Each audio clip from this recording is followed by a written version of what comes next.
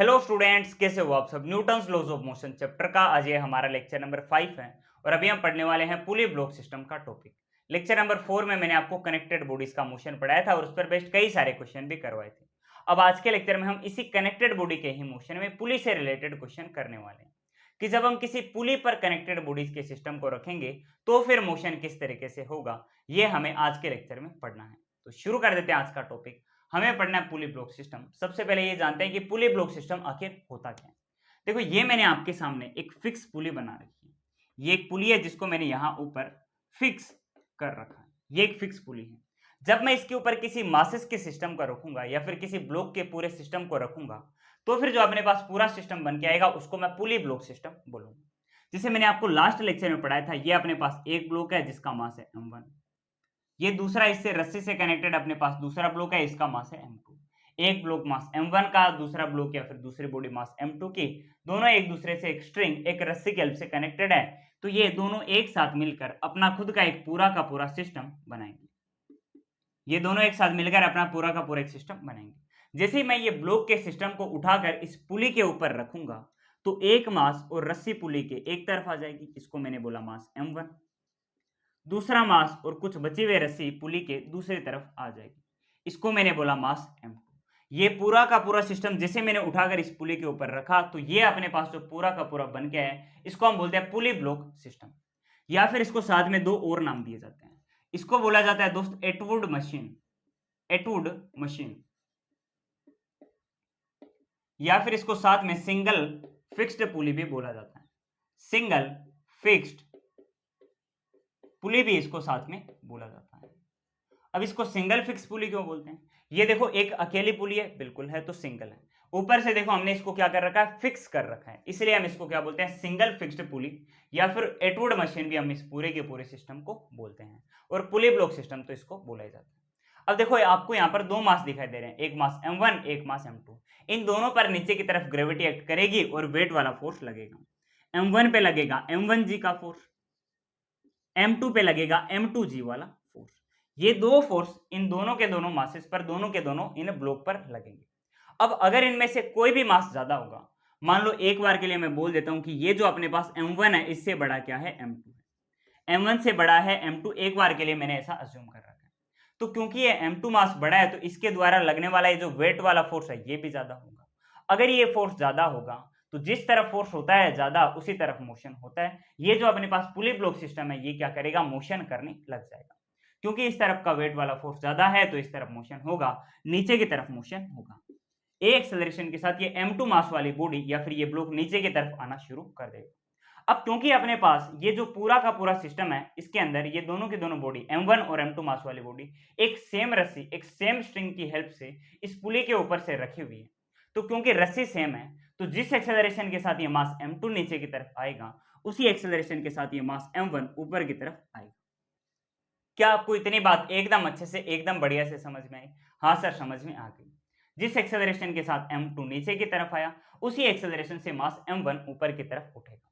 सुनो मेरी बात ध्यान से, क्योंकि ये दोनों बॉडीज एक दूसरे से सेम स्ट्रिंग सेम रस्सी की हेल्प से कनेक्टेड है तो इनका मोशन भी कनेक्टेड बॉडीज का सेम एक्सेलरेशन के साथ में होगा। तो दोनों की दोनों सेम एक्सेलरेशन से चलेगी। अब जैसे क्योंकि ये दोनों एक दूसरे से कनेक्टेड है, एक बॉडी नीचे की तरफ जाएगी तो दूसरी बॉडी ऊपर की तरफ ही तो उठेगी। हाँ सर, ऊपर की तरफ उठेगी। और इसी मोशन के बारे में हमें अभी स्टडी करनी है। ये दोनों की दोनों कनेक्टेड बॉडीज मोशन करेगी सेम एक्सेलरेशन के साथ में, इसी मोशन के बारे में हमें अभी स्टडी करनी है। तो अभी हम इसके बारे में पढ़ना शुरू करेंगे। कुछ एक दो और इंपॉर्टेंट बातें हैं जो हमें डिस्कशन करनी है इस पुली ब्लॉक प्रॉब्लम के बारे में। सबसे पहली बात तो ये कि जैसे इन पर ये वेट वाला फोर्स लगेगा तो ये जो स्ट्रिंग है, ये जो रस्सी है पूरी की पूरी, इस स्ट्रिंग में भी क्या आएगा, टेंशन आएगा। सबसे पहले आप मेरे को ये बताओ पॉइंट ऑफ कॉन्टेक्ट कौन कौन से हैं। एक ये जो ब्लॉक है इससे ये है पॉइंट ऑफ कॉन्टेक्ट, एक ये है पॉइंट ऑफ कॉन्टेक्ट, एक हमने इस पूरी की पूरी रस्सी को इस पुली के ऊपर से रखा है तो इस पुली के साथ में ये देखो पॉइंट ऑफ कॉन्टेक्ट है इसके, ये देखो पॉइंट ऑफ कॉन्टेक्ट है इसके। चारों के चारों पॉइंट ऑफ कॉन्टेक्ट से आप टेंशन बता दो। इससे अवे टेंशन कितना होगा, टी होगा। इससे अवे टेंशन कितना होगा, टी होगा, क्योंकि रस्सी क्या है, सेम। अब हमने इसी रस्सी को पुली के ऊपर से ले जाकर रखा है तो यहां पर भी जो टेंशन है वो कितना आ जाएगा, टी ही आ जाएगा। क्योंकि हमने सेम स्ट्रिंग रखी है, पुली के ऊपर से लेकर गए हैं, रस्सी सेम है तो टेंशन क्या रहेगा, सेम। ये वाले पॉइंट ऑफ कॉन्टेक्ट से भी टेंशन क्या हो जाएगा, सेम हो जाएगा, टेंशन टी हो जाएगा। इतनी बात क्या आपको समझ में आई? हाँ सर समझ में आ गई। अब देखो आपको 2-3 बातें कुछ नोट करनी होती है पुली ब्लॉक सिस्टम से रिलेटेड। आपको नोट लगाकर लिखना है कि यहां पर हमने जो पुली ली है, यहां पर हमने जो पुली ली है, ये एक आइडियल पुली है। ये क्या है? एक आइडियल पुली है। आइडियल पुली का मतलब क्या होता है? आइडियल पुली दोस्तों होती है massless and frictionless. Massless and frictionless. Frictionless. और साथ में हमने जो स्ट्रिंग ले रखी है ना, स्ट्रिंग मतलब रस्सी, ये हमने क्या ले रखी है? ये भी हमने आइडियल स्ट्रिंग ले रखी है। ये भी हमने क्या ले रखी है? आइडियल स्ट्रिंग ले रखी है। आइडियल स्ट्रिंग होती है massless, massless and inextensible. Inextensible मतलब ये जो अपने पास रस्सी है ये खींच नहीं सकती, और ये आइडियल है मतलब रस्सी का खुद का कोई भी मास नहीं होगा। और ये जो हमने पुली ले रखी है ये भी आइडियल है, रस्सी भी क्या है? आइडियल है। आइडियल पुली का मतलब पुली का खुद का कोई मास नहीं है और पुली में कोई भी फ्रिक्शन नहीं है। पुली कैसी है? फ्रिक्शन लेस है, एकदम स्मूथ है। ये लेने का रीजन ये होता है ताकि टेंशन क्या रहेगा? सेम रहेगा इन अ स्ट्रिंग। ये लेने का रीजन ये होता है कि एक स्ट्रिंग में या फिर एक रस्सी में जो टेंशन है वो क्या रहेगा? सेम रहेगा। जब तक रस्सी सेम है टेंशन क्या रहेगा? सेम रहेगा। अगर आइडियल नहीं होगी तो फिर तो टेंशन चेंज होगा, लेकिन अगर हमने स्ट्रिंग को सेम ले रखा है, आइडियल ले रखी है स्ट्रिंग को, तो जो अपने पास टेंशन है वो क्या रहेगा? एकदम सेम रहेगा। अब हमने यहाँ पर पुली को आइडियल और फ्रिक्शनलेस क्यों ले रखा है, मासलेस हमने क्यों ले रखा है पुली को? इसका रीजन ये है कि जब पुली नॉन आइडियल होती है ना, तो भले स्ट्रिंग सेम हो टेंशन चेंज हो जाता है। मैक्सिमम जो केस होते हैं 99.99% केस, उन सब में जितने भी आप क्वेश्चन देखोगे नीट से रिलेटेड, उन सब में आपको आइडियल पुली ही दी जाती है, ताकि एक पुली के ऊपर से हम जो भी स्ट्रिंग रखेंगे टेंशन एकदम सेम रहेगा। क्या आपको इतनी बात समझ में आई? हाँ सर समझ में आ गई। तो आपको पुली को क्या लेना है? आइडियल लेना है। स्ट्रिंग को भी आपको क्या लेना है? आइडियल लेना है। आइडियल पुली का मतलब ये एक मासलेस और फ्रिक्शनलेस पुली होती है। आइडियल स्ट्रिंग का मतलब ये एक मासलेस और इनएक्सटेंसिबल अपने पास स्ट्रिंग होती है। ये काम हम क्यों करते हैं? ताकि अपने पास ये टेंशन क्या रहे? सेम रहे। अगर हम यहाँ पर ये आइडियल पुली ना लेते तो क्या होता? ये मैंने आपके सामने एक पुली बना रखी है, ये यहाँ पर एक स्ट्रिंग है जिससे मास m1 कनेक्टेड है। यही स्ट्रिंग इस पुली के ऊपर से होकर आ रही है। यहाँ पर मास क्या है? m2 है। यहाँ पर m2g लगेगा, यहाँ पर m1g लगेगा, जिसकी वजह से ये जो स्ट्रिंग है इसमें क्या आएगा? टेंशन आएगा। यहाँ पर मैं बोल देता हूँ टेंशन है T1, तो यहाँ पर दूसरी तरफ टेंशन क्या होगा? T2 होगा। अगर ये क्या है? नॉन आइडियल पुली है। नॉन आइडियल पुली के केस में, नॉन आइडियल पुली के केस में भले स्ट्रिंग एक सेम है, रस्सी एकदम सेम है, फिर भी क्या होगा? टेंशन अलग। यहाँ पर T1 तो यहाँ पर कितना होगा? T2 होगा। यहाँ पर हमने क्योंकि एक आइडियल पुली ले रखी है, यहाँ पर हमने क्योंकि एक आइडियल पुली ले रखी है, तो यहाँ पर देखो रस्सी सेम है तो टेंशन क्या रहेगा? हर जगह टेंशन सेम रहेगा। क्या आपको इतना कॉन्सेप्ट, इतनी बात एकदम अच्छे से समझ में? हाँ सर एकदम अच्छे से हमको ये बात समझ में आ गई। अच्छा एक और कॉन्सेप्ट साथ में हम आपको सिखाता हूँ। अगर ये दोनों मास एक दूसरे के बराबर होते तो, अगर ये दोनों के दोनों मास एक दूसरे के बराबर होते तो क्या होता?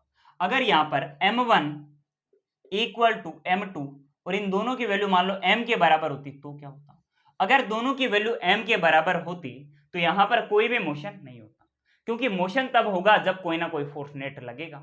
यहां पर ये m1g भी mg होता एकदम, और ये m2g भी mg होता। दोनों के दोनों फोर्स एक दूसरे के बराबर होते, फोर्स एकदम बैलेंस हो जाते, यहां पर कोई भी एक्सेलरेशन नहीं होता। तो अगर दोनों के दोनों मास एकदम एक दूसरे के बराबर है तो वेट भी बराबर होंगे। अगर वेट बराबर है तो कोई भी मोशन नहीं होगा। ये सारे के सारे पॉइंट मैंने आपको बताए हैं, इनको आप याद रख लेना, आपके मजे लग जाएंगे। आपको ये इसका बेसिक एक सॉलिड इंट्रो समझ में आ चुका है एकदम बढ़िया से। ये सारे के सारे पॉइंट क्या आपको समझ में आ गए? हाँ सर ये सारे पॉइंट हमको समझ में आ गए। ये बातें आप याद रखना, पुली यहाँ पर आइडियल है और ये जो स्ट्रिंग है ये भी यहाँ पर क्या है? आइडियल मासलेस स्ट्रिंग है। इतनी बात समझ में आई? हाँ सर समझ में आ गई। तो अब हम ये मोशन पढ़ना शुरू करते हैं। जितने भी टाइप के प्रॉब्लम आपको पुली ब्लॉक सिस्टम में देखने को मिलते हैं वो सारे टाइप के प्रॉब्लम मैं आपको डिस्कस करा दूंगा।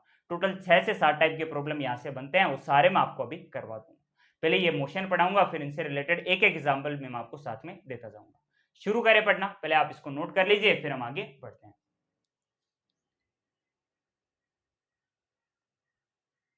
मिटा दो इसको, कर लिया नोट? स्क्रीनशॉट ले लीजिए, पोज करके नोट कर लीजिए, फिर मैं इसको मिटाता हूं और हम इसके मोशन को पढ़ना शुरू करते हैं। चलो मिटाते हैं।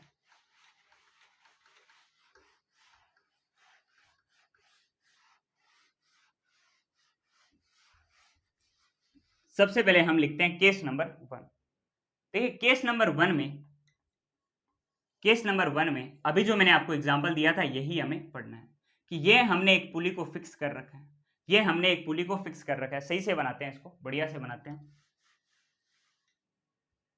केस नंबर 1 ये है कि ये हमने यहां पर एक किसी पुली को फिक्स करके रखा है।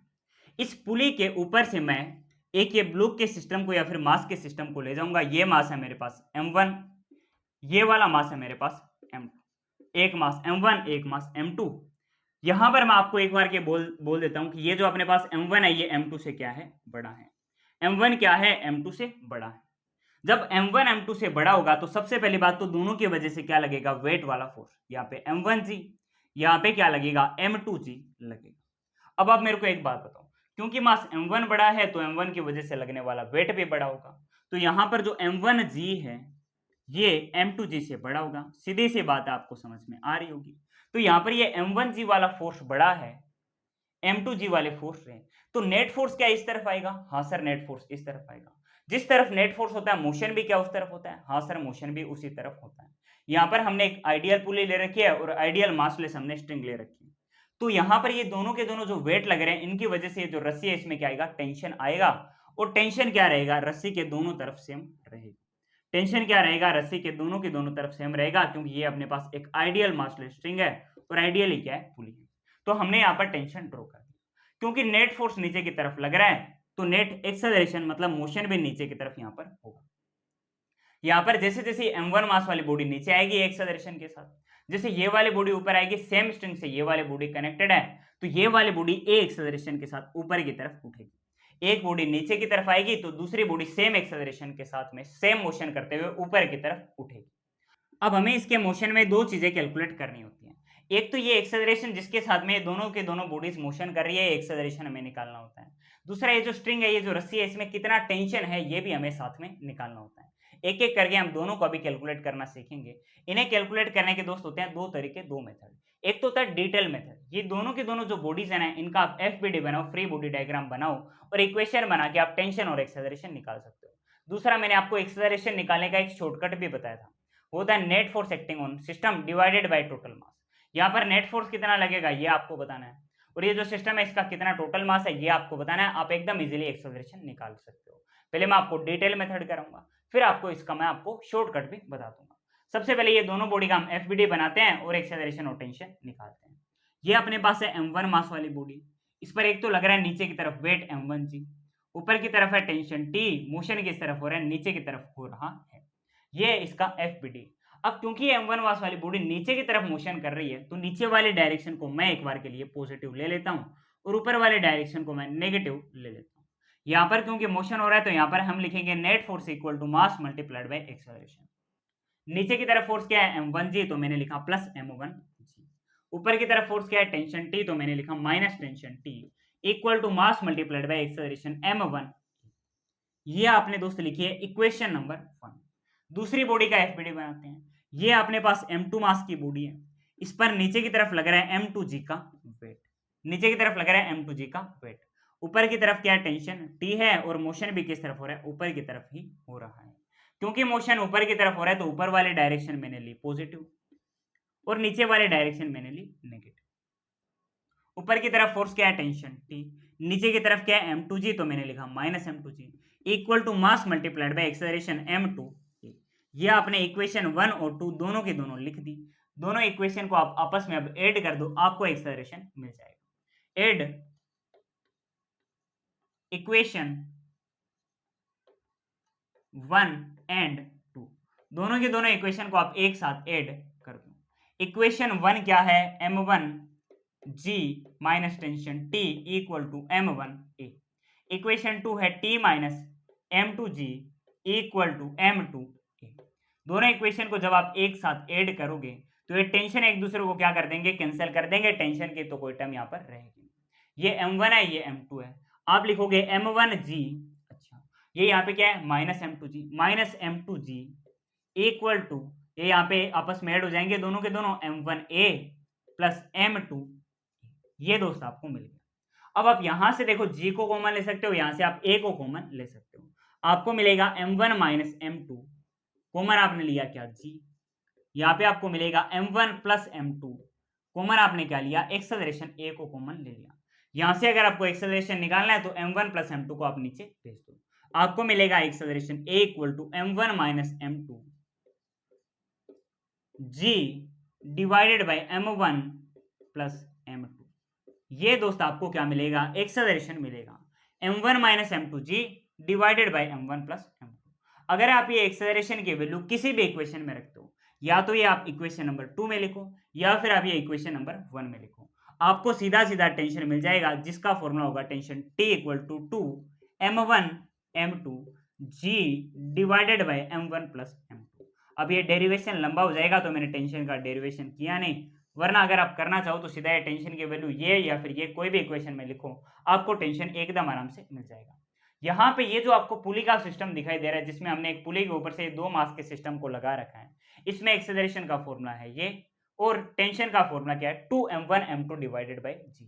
अगर आपको ऐसा पुली का कोई भी क्वेश्चन दिखाई दे जिसमें हमने ये दो मास को इस पुली पर लगा रखा है, तो यही आपको सेम टू सेम फॉर्मूला लगाना है। अगर ये सेटअप आपको दिखाई दे तो ही आपको ये वाला फॉर्मूला लगाना है टेंशन और एक्सेलरेशन का, वरना अलग होगा। ये तो एक तरीका हो गया। दूसरा तरीका मैंने आपको एक्सेलरेशन का बताया था, एक्सेलरेशन है कितना होता है net force divided by total mass. Shortcut मैंने आपको बताया था, net force divided by total mass. Net force कितना लग रहा है, नीचे की तरफ m1g मोशन के डायरेक्शन में आप लिखोगे m1। यहाँ पर देखो नीचे की तरफ m2g है, बट ये मोशन के जस्ट ऑपोजिट डायरेक्शन में मोशन है ऊपर की तरफ, ये अपने पास फोर्स क्या है नीचे की तरफ, तो आप इसको लिखोगे माइनस m2g। अच्छा, डिवाइडेड बाय टोटल मास कितना है m1 प्लस m2। यहां से आप देखो g को कॉमन ले सकते हो, आपको एक्सेलरेशन a मिलेगा m1 minus m2 g divided by m1 plus m2। क्या आपको इतनी बात एकदम अच्छे से, एकदम बढ़िया से, एकदम शानदार तरीके से समझ में आई? हाँ जी सर, समझ में आ गई। तो आपने टेंशन और एक्सेलरेशन दोनों के दोनों निकाल लिए, केस नंबर 1 आपने समझ लिया है। इसके ऊपर बेस्ट मैं आपको एक दो सिंपल क्वेश्चन भी करवा देता हूँ, एक दो क्वेश्चन भी मैं आपको करवा देता हूँ। मिटाते हैं इसको, नोट कर लेना आप पोज करके।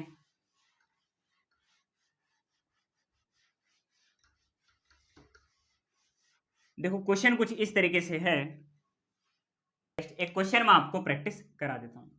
ये मैंने यहां आपके सामने एक कोई पुली ब्लॉक सिस्टम बना रखा है और इस पुली ब्लॉक सिस्टम के एक तरफ मैंने 1 kg के एक ब्लॉक को हैंग कर रखा है और दूसरी तरफ मैंने 2 kg मास के एक ब्लॉक को हैंग कर रखा है।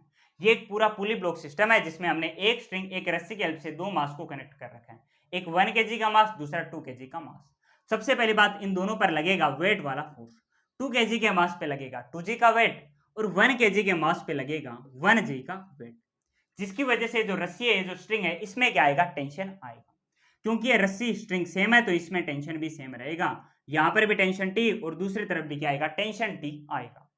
अब क्योंकि यहां पर देखो 2g का वेट लग रहा है, इस तरफ क्या लग रहा है 1g का वेट लग रहा है, कौन सा वाला वेट का फोर्स ज्यादा है सर, 2g का वेट वाला फोर्स ज्यादा है, मतलब इस तरफ नेट फोर्स ज्यादा है, नेट फोर्स इस तरफ लगेगा तो इसी डायरेक्शन में नीचे की तरफ क्या होगा मोशन होगा।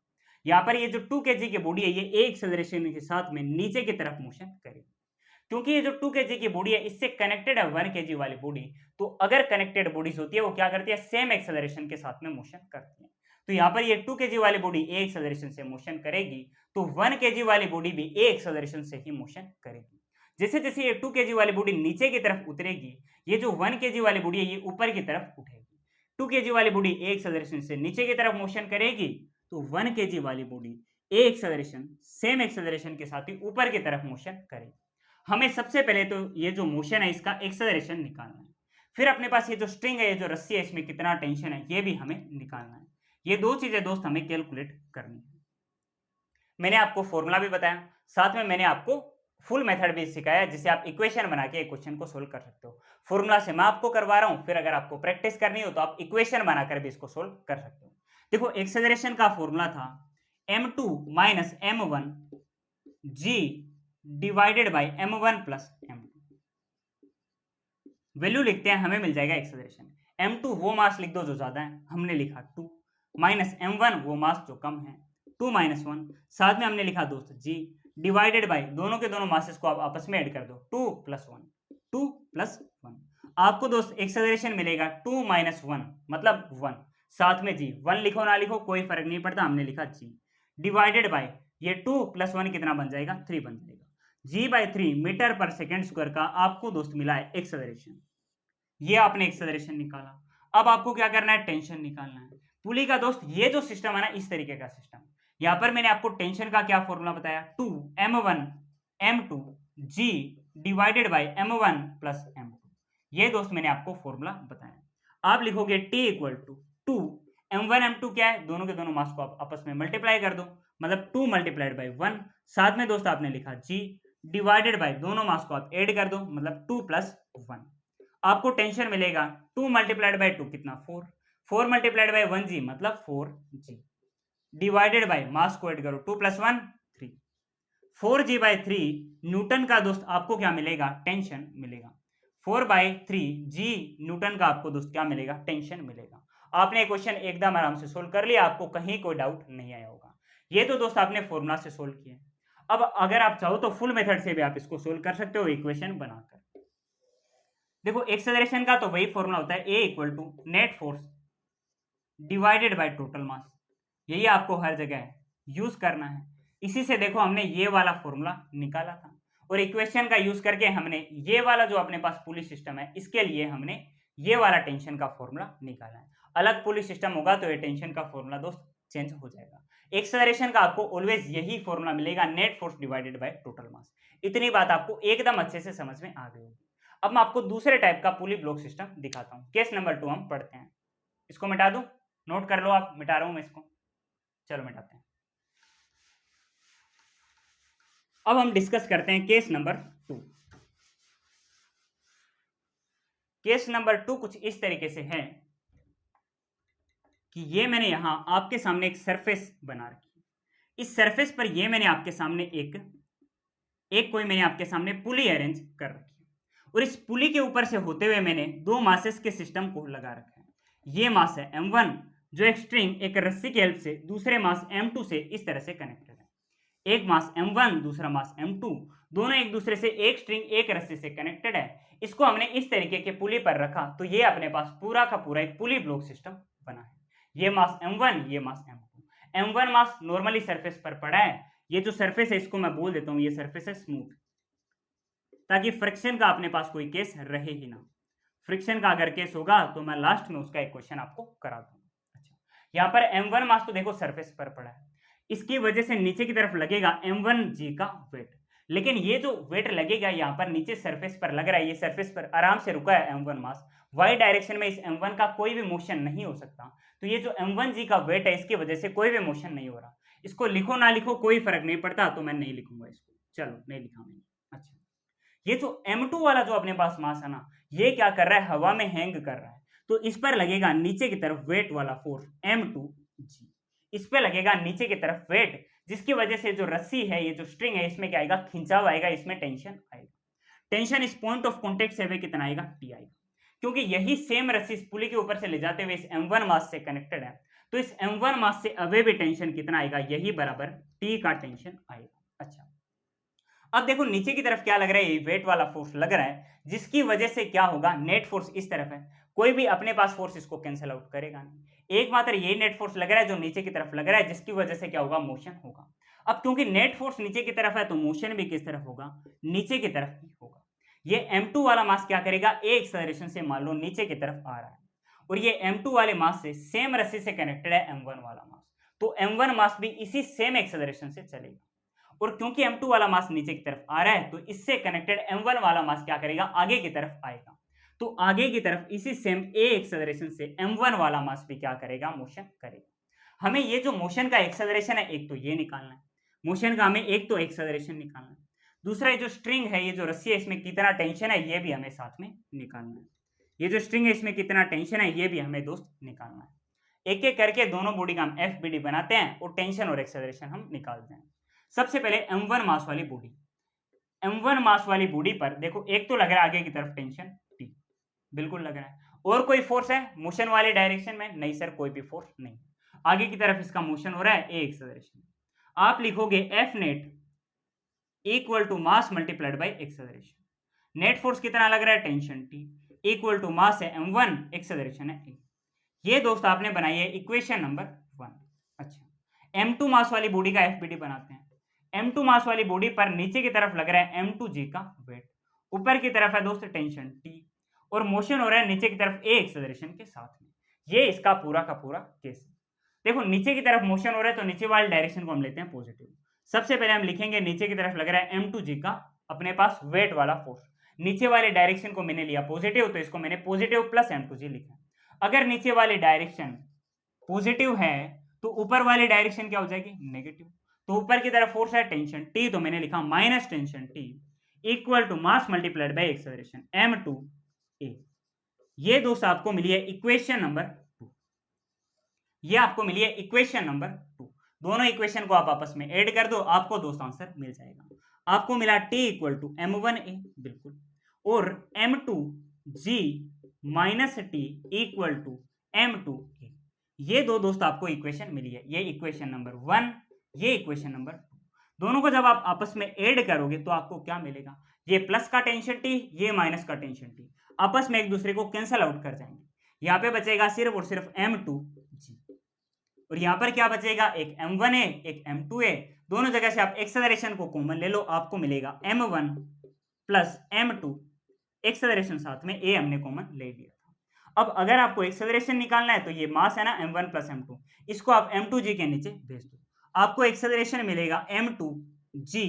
m1 प्लस m2 को हमने इसके नीचे भेजा तो ये बन गया m1 plus m2, m2g divided by m1 plus m2। ये दोस्त आपको मिला है एक्सेलरेशन, ये तो है एक्सेलरेशन। यहां से आप देखो हम टेंशन कैसे निकालेंगे। ये जो एक्सेलरेशन है ना, एक्सेलरेशन इसकी वैल्यू आप इस इक्वेशन नंबर 1 में लिख दीजिए।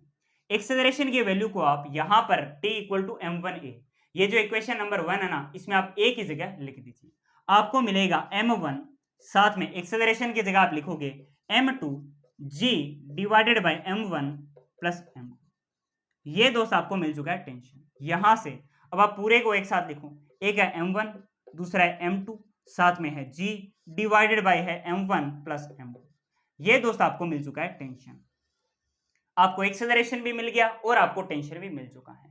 एक्सेलरेशन कितना है, एक्सेलरेशन है दोस्त m2g divided by m1 plus m2 बिल्कुल है। अच्छा, टेंशन कितना है, टेंशन है m1 m2 g divided by m1 plus m2। ये है सर टेंशन। दोनों चीजें आपने निकाल ली। अब देखो मैंने आपको पुली का जो केस नंबर 1 बताया था ना, उसमें क्या एक्सेलरेशन और टेंशन के हमने ये फॉर्मूला निकाले थे। सर एग्जैक्ट ये तो नहीं थे, कुछ कुछ चेंज थे। वहां पर 2m1 m2g divided by m1 plus m2 tension का था फॉर्मूला। लोग ना क्या करते हैं, डायरेक्टली वही फॉर्मूला याद कर लेते हैं, फिर उनका क्वेश्चन गलत हो जाता है। इससे अच्छा अगर आपको ये फॉर्मूलाज याद ना हो ना हर एक केस के, इससे अच्छा आप दोस्त आप इक्वेशन से एकदम आराम से सोल्व कर सकते हो। आपके पास 10-20 सेकंड ज्यादा लगते हैं, बहुत ज्यादा मेहनत नहीं लगती है। तो इक्वेशन को भी साथ में आप डेवलप करो और हर एक केस में आप याद रख सकते हो कि क्या क्या फॉर्मूला बन रहे हैं, तो बहुत बढ़िया बात। और बाकी एक्सेलरेशन का अपने पास एवरग्रीन फॉर्मूला तो है ही, a equal to F net divided by total mass, F net divided by total mass. यहां पर भी देखो यही फॉर्मूला है एक्सेलरेशन का, बताता हूं इससे आप कैसे निकाल सकते हो। नेट फोर्स बताओ यहां पर कितना लग रहा है जिसकी वजह से मोशन हो रहा है।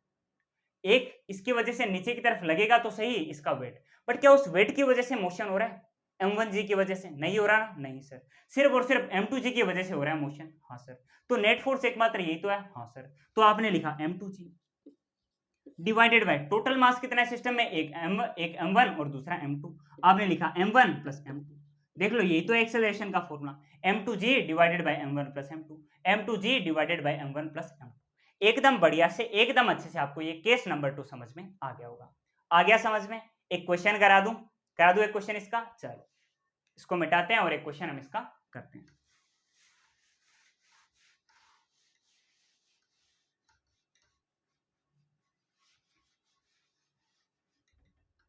इसी क्वेश्चन में हम थोड़ा सा चेंज करते हैं। हाँ, ये मैंने आपके सामने कुछ इस तरीके से, एक मैंने आपके सामने 3 kg मास का मैंने ब्लॉक ले रखा है और एक ये मैंने आपके सामने 1 kg मास का ब्लॉक ले रखा है। अब देखो सबसे पहला काम यही होता है कि इन पर लगेगा दोस्त वेट, इस पे लगेगा 3g का वेट और इस पे लगेगा 1g का वेट, बस उसकी वजह से कोई भी मोशन नहीं होने वाला है, कोई भी मोशन नहीं होगा। जैसे इस पर लगेगा 3g का वेट तो इसकी वजह से ये जो रस्सी है इसमें क्या आएगा, टेंशन आएगा। ये पॉइंट ऑफ कॉन्टेक्ट, इससे टेंशन T, क्योंकि यही सेम रस्सी से हमने 1 kg वाले मास को कनेक्ट कर रखा है, तो इससे अभी भी टेंशन कितना आएगा, T ही आएगा। अच्छा, नेट फोर्स किस तरफ है, नीचे की तरफ, ये 3G है, तो मोशन भी किस तरफ होगा, नीचे की तरफ ही होगा, ए एक्सेलरेशन से। अब क्योंकि 3 kg वाली बॉडी ए एक्सेलरेशन से मोशन कर रही है, नीचे की तरफ जा रही है, तो इसी सेम ए एक्सेलरेशन से अपने पास 1 kg वाली बॉडी भी इसी सेम ए एक्सेलरेशन से आगे की तरफ बढ़ेगी। जैसे जैसे ये नीचे की तरफ उतरेगा 3 kg वाली बॉडी, ये भी क्या करेगा, आगे की तरफ 1 kg वाली बॉडी आगे की तरफ बढ़ेगा। सेम एक्सेलरेशन से, क्यों, बिकॉज ये क्या, कनेक्टेड बॉडीज है, कनेक्टेड बॉडीज है, सेम रस्सी से आपस में कनेक्टेड है। सबसे पहली बात हमें निकालना है एक्सेलरेशन। एक्सेलरेशन का फॉर्मूला मैंने आपको बताया m2g divided by m1 plus m2। m2 क्या है, m2 सर वो वाला अपने पास मास है जिसकी वजह से क्या हो रहा है, मोशन हो रहा है, वो क्या है, नेट फोर्स है। नेट फोर्स किस तरफ है, ये रहा m2 मास वाला, या फिर आप चाहो तो सीधा भी लिख सकते हो, net force divided by total मास। आपको फॉर्मूला की जरूरत ही नहीं है। नेट फोर्स कौन सा है जिसकी वजह से मोशन हो रहा है, नेट फोर्स है सर 3G, तो आपने लिखा दोस्त 3G डिवाइडेड बाय सिस्टम का टोटल मास कितना है, एक ये 3 और एक ये कितना 1, तो आपने लिखा 3 + 1, आपको मिलेगा 3G डिवाइडेड बाय 3 + 1 कितना होता है 4, आपको मिला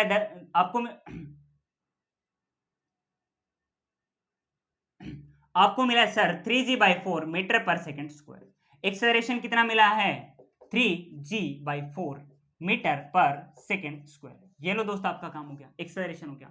अगर टेंशन निकालना है, टेंशन का फॉर्मूला क्या, ये देखो m1 m2g divided by m1 plus m2। या तो ये फॉर्मूला याद रखो, वरना आप इक्वेशन बनाकर भी सोल्व कर सकते हो।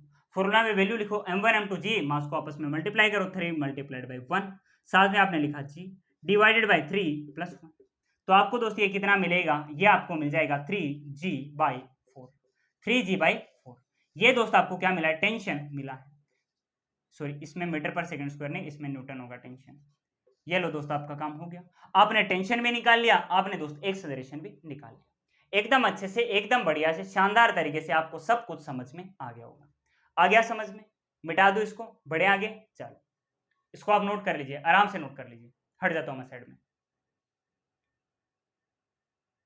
मिटा दो, बढ़े आगे, चलो। अब हम केस नंबर 3 डिस्कस करेंगे। तीसरे टाइप का पुली का प्रॉब्लम मैं आपको दिखाता हूं। हेडिंग डालेंगे केस नंबर 3। ये मैंने यहां पर एक बड़ी सी टेबल बना रखी है, और इस टेबल पर मैंने एक कैपिटल एम मास के एक ब्लॉक को रखा है, और ये जो कैपिटल एम मास का ब्लॉक है, इसके दोनों तरफ मैं दो अलग अलग मास को और कनेक्ट करने वाला हूं। यहाँ पे ये मैंने एक पुली बनाई, जिसके ऊपर से होते हुए ये मैं एक स्ट्रिंग को लेकर गया, और स्ट्रिंग से ये मैंने एक मास m1 को कनेक्ट कर रखा, और ये दूसरी तरफ मैंने एक और पुली बना रखी। इस पुली के ऊपर से होते हुए ये मैं दूसरी स्ट्रिंग, दूसरे रस्सी को लेकर गया, और यहाँ पर ये मैंने एक दूसरे मास m2 को कनेक्ट कर रखा है। इस m मास से, कैपिटल M मास से, ये m1 और m2 मास दोनों के दोनों कनेक्टेड है, तो ये कनेक्टेड बॉडीज आपस में मिलकर अपना खुद का एक पूरा का पूरा सिस्टम बनाएंगे। सबसे पहले हम ये देखते हैं कि इन पर कौन कौन से फोर्सेस लग रहे हैं। ये जो m1 मास वाली बॉडी है, इस पे लगेगा m1g का वेट, m2 मास वाली बॉडी पे लगेगा m2g का वेट, और ये जो कैपिटल M मास वाली बॉडी है, इस पे लगेगा कैपिटल mg का वेट। ठीक है, अब ये जो अपने पास रस्सी है, स्ट्रिंग, ये दोनों अलग अलग है। ये स्ट्रिंग नंबर 1 बोल देता हूं मैं इसको, और मैं बोल देता हूं कि ये दूसरी अलग रस्सी है, तो ये क्या होगी, स्ट्रिंग नंबर 2। दोनों की दोनों रस्सी क्या है, अलग, ये एक पूरी अलग रस्सी है, ये पूरी एक अलग रस्सी, अलग स्ट्रिंग है, तो दोनों में इस बार टेंशन अलग अलग आएगा। जैसे ये वेट वाले फोर्स लगेंगे, ये जो अपने पास रस्सियां हैं, जो अपने पास स्ट्रिंग है, इनमें क्या आएगा, टेंशन डेवलप होगा। ये पॉइंट ऑफ कॉन्टेक्ट है, इससे वे स्ट्रिंग नंबर 1 में टेंशन होगा T1, बिल्कुल। ये अपने पास मास है, इससे देखो ये पॉइंट ऑफ कॉन्टेक्ट है, तो इससे वे टेंशन कितना हो जाएगा, T1 हो जाएगा, बिकॉज ये पूरी की पूरी क्या एक सेम स्ट्रिंग है, सेम रस्सी है। ठीक है, पुली और स्ट्रिंग हमने कैसे ले रखी है, आइडियल ले रखी है, कोई चिंता करने की बात है नहीं। तो जब तक सेम स्ट्रिंग है, टेंशन क्या रहेगा, सेम। अब ये क्या है, सेम नहीं, ये दूसरी स्ट्रिंग आ गई, ये क्या है, रस्सी नंबर 2, ये पॉइंट ऑफ कॉन्टेक्ट, ये रस्सी नंबर 2, तो इससे वे टेंशन T2 हो जाएगा। ये पॉइंट ऑफ कॉन्टेक्ट, इससे वे टेंशन कितना हो जाएगा, T2, बिकॉज ये पूरी की पूरी क्या है, एक सेम स्ट्रिंग। तो हमने टेंशन भी बताया, हमने वेट भी बताया, बिल्कुल बताया। अब एक बार के लिए मैं अज्यूम कर लेता हूं कि ये जो अपने पास m1 मास है, ये अपने पास बड़ा है m2 मास से। m1 मास अगर m2 मास से बड़ा है, तो m1g वाला जो वेट है, ये भी m2g वाले वेट से ज्यादा होगा कि नहीं, हाँ सर। अब देखो m1g का वेट देखो, नीचे की तरफ नेट लग रहा है कि नहीं, हाँ सर लग रहा है। इसका जो वेट है, ये तो देखो एक सरफेस पर एक टेबल पर रखा हुआ है, तो इसके वेट का मोशन में कोई भी योगदान नहीं होने वाला, तो इसको लिखो ना लिखो कोई भी फर्क नहीं पड़ेगा। ये m1 और m2 है ना, ये दोनों हवा में है, इसके वेट का फर्क पड़ेगा। जिसका वेट वाला फोर्स ज्यादा होगा, मतलब जिस तरफ नेट फोर्स होगा उसी तरफ दोस्त मोशन होता है। अगर m1 मास बड़ा है तो m1g वाला वेट का फोर्स भी ज्यादा होगा, बिल्कुल होगा सर। ये वाला फोर्स कम होगा, बिल्कुल। मतलब दोनों फोर्सेस को अगर आप देखोगे तो नेट फोर्स इस तरफ थोड़ा ज्यादा होगा m1g वाला, बिल्कुल सर ज्यादा होगा। जिस तरफ फोर्स होता है उस तरफ तो दोस्त मोशन होता है कि नहीं? हाँ सर होता है। तो इस तरफ नेट फोर्स लग रहा है क्योंकि इस तरफ फोर्स ज्यादा है, तो इसी तरफ दोस्त नीचे की तरफ क्या होगा? मोशन होगा। नीचे की तरफ पूरे के पूरे सिस्टम का मोशन होगा। अगर पूरे सिस्टम का मोशन होगा तो सिस्टम में प्रेजेंट हर एक बॉडी सेम एक्सेलरेशन के साथ में मोशन करेगी। जिस एक्सेलरेशन के साथ ये m1 मास वाली बॉडी नीचे की तरफ आएगी, उसी एक्सेलरेशन के साथ में ये m2 मास वाली बॉडी ऊपर की तरफ उठेगी। क्योंकि ये क्या है? एक दूसरे से कनेक्टेड एक पूरा का पूरा ये सिस्टम है। ये क्या? एक पूरा का पूरा सिस्टम है। ये अपने पास m1 मास वाली बॉडी जिस एक्सेलरेशन के साथ नीचे की तरफ आएगी, उसी a एक्सेलरेशन के साथ ये कैपिटल M मास वाली बॉडी आगे की तरफ बढ़ेगी और m2 मास वाली बॉडी ऊपर की तरफ उठेगी। तो जैसे ही m1 मास वाली बॉडी a एक्सेलरेशन से नीचे आएगी, ये कैपिटल M मास वाली बॉडी आगे की तरफ बढ़ेगी और m2 मास वाली बॉडी ऊपर की तरफ उठेगी, आगे की तरफ इस तरह से चलेगी। ये इसमें काम होने वाला है। सबसे पहले तो हमें ये मोशन का एक्सेलरेशन निकालना है। दूसरा ये जो रस्सी है इसमें टेंशन T1 और T2 भी हमें दोस्त साथ में बताना है। तो सबसे पहले दोस्त हम एक्सेलरेशन निकालते हैं। एक्सेलरेशन कितना होगा? ये जो अपने पास तीन बॉडी है, तीनों का तीनों का आप FBD बना लो, आपको दोस्त मिल जाएगा टेंशन और एक्सेलरेशन दोनों। सबसे पहले हम ये m1 मास वाली बॉडी का हम FBD बनाते हैं। m1 मास वाली बॉडी पर दोस्त एक तो लग रहा है m1g का वेट, बिल्कुल। एक ऊपर की तरफ टेंशन T, बिल्कुल टेंशन T, और एक नीचे की तरफ देखो मोशन हो रहा है A एक्सेलरेशन के साथ में। ये सब काम इस बॉडी के साथ में हो रहे हैं। तो आप इसमें लिखोगे net force equal to mass multiplied by acceleration, बिल्कुल। देखो मोशन नीचे की तरफ है तो आपने क्या किया? नीचे वाले डायरेक्शन को पॉजिटिव लिया है। नेट फोर्स आपको लिखना है एक नीचे की तरफ m1g, एक ऊपर की तरफ टेंशन T। नीचे वाले डायरेक्शन पॉजिटिव तो आपने लिखा m1g को पॉजिटिव और टेंशन T को negative, minus T equal to mass multiplied by acceleration मतलब m1। ये दोस्तों आपने लिख दी है इक्वेशन नंबर 1, कोई दिक्कत नहीं है। अब आप ये m2 मास वाली बॉडी का FBD बनाओ। m2 मास वाली बॉडी पर एक तो लगेगा ऊपर की तरफ टेंशन T2। अच्छा, यहाँ पे टेंशन T1 है। टेंशन कितना है? T1 है। ये आपने इक्वेशन नंबर 1 बनाई इस पहली बॉडी। m2 मास वाली बॉडी पर ऊपर की तरफ लगेगा T2 का टेंशन, नीचे की तरफ लगेगा m2g का वेट, और मोशन किस तरफ होने वाला है? ऊपर की तरफ। तो ऊपर वाले डायरेक्शन को आप क्या ले लोगे? पॉजिटिव ले लोगे। ऊपर की तरफ क्या लग रहा है? Tension T2। नीचे की तरफ क्या है? m2g का वेट, तो इसको आप लिखोगे minus m2g equal to mass multiplied by acceleration मतलब m2। ये आपने दोस्त इसकी इक्वेशन लिख दी, इक्वेशन नंबर 2। अच्छा, ये कैपिटल M मास वाली बॉडी, इसका आप FBD बनाओ। ये कैपिटल M मास वाली बॉडी पर एक लग रहा है दोस्त आगे की तरफ टेंशन T2, एक दोस्त पीछे की तरफ ये टेंशन T1, और आगे की तरफ इसका क्या हो रहा है? मोशन हो रहा है। देखो पीछे की तरफ इसका क्या हो रहा है? मोशन हो रहा है पीछे की तरफ। तो आप पीछे वाले डायरेक्शन को क्या ले लोगे? पॉजिटिव। पीछे की तरफ टेंशन कितना लग रहा है? T1 का, बिल्कुल सही है फोर्स। आगे की तरफ T2 का टेंशन वाला फोर्स, तो आप लिखोगे minus T2 equal to mass multiplied by acceleration मतलब कैपिटल M। ये आपने दोस्त लिखे इक्वेशन नंबर 3। ये आपको दोस्त तीन इक्वेशन मिली है। इन तीनों को अगर आप आपस में सोल्व करोगे आपको टेंशन भी मिल जाएगा और एक्सेलरेशन भी मिल जाएगा।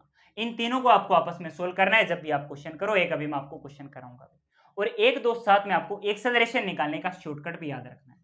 एक्सेलरेशन होता है net force divided by total mass, है कि नहीं? हाँ सर है, यही शॉर्टकट हमें बताया गया है। नेट फोर्स बताओ कितना लग रहा है? ध्यान से देखो, एक तो m1g का लग रहा है नीचे की तरफ मोशन वाली डायरेक्शन में फोर्स, बिल्कुल। तो आप लिखोगे m1 साथ में g, बिल्कुल। एक तो ये वाला अपने पास फोर्स लग रहा है ना? हाँ। एक देखो ये m2g का नीचे की तरफ लग रहा है अपने पास वेट वाला फोर्स, लेकिन मोशन किस तरफ हो रहा है? इसका ऊपर की तरफ हो रहा है, मतलब मोशन की ऑपोजिट डायरेक्शन में फोर्स लग रहा है। तो आप लिखोगे माइनस m2g। अच्छा, ये कॉन्सेप्ट कई बार स्टूडेंट को समझ में नहीं आता, ये भी समझा देता हूँ। देखो मोशन की डायरेक्शन में जो फोर्स है उसको आपको क्या लेना है? पॉजिटिव। मोशन की जो अपोजिट डायरेक्शन में उसको आप ले लोगे नेगेटिव। यहाँ पे मोशन भी नीचे की तरफ, फोर्स भी नीचे की तरफ, तो आपने m1g को लिया पॉजिटिव। यहाँ पे देखो मोशन ऊपर की तरफ, फोर्स नीचे की तरफ, आपने लिखा minus m2g divided by system का टोटल मास।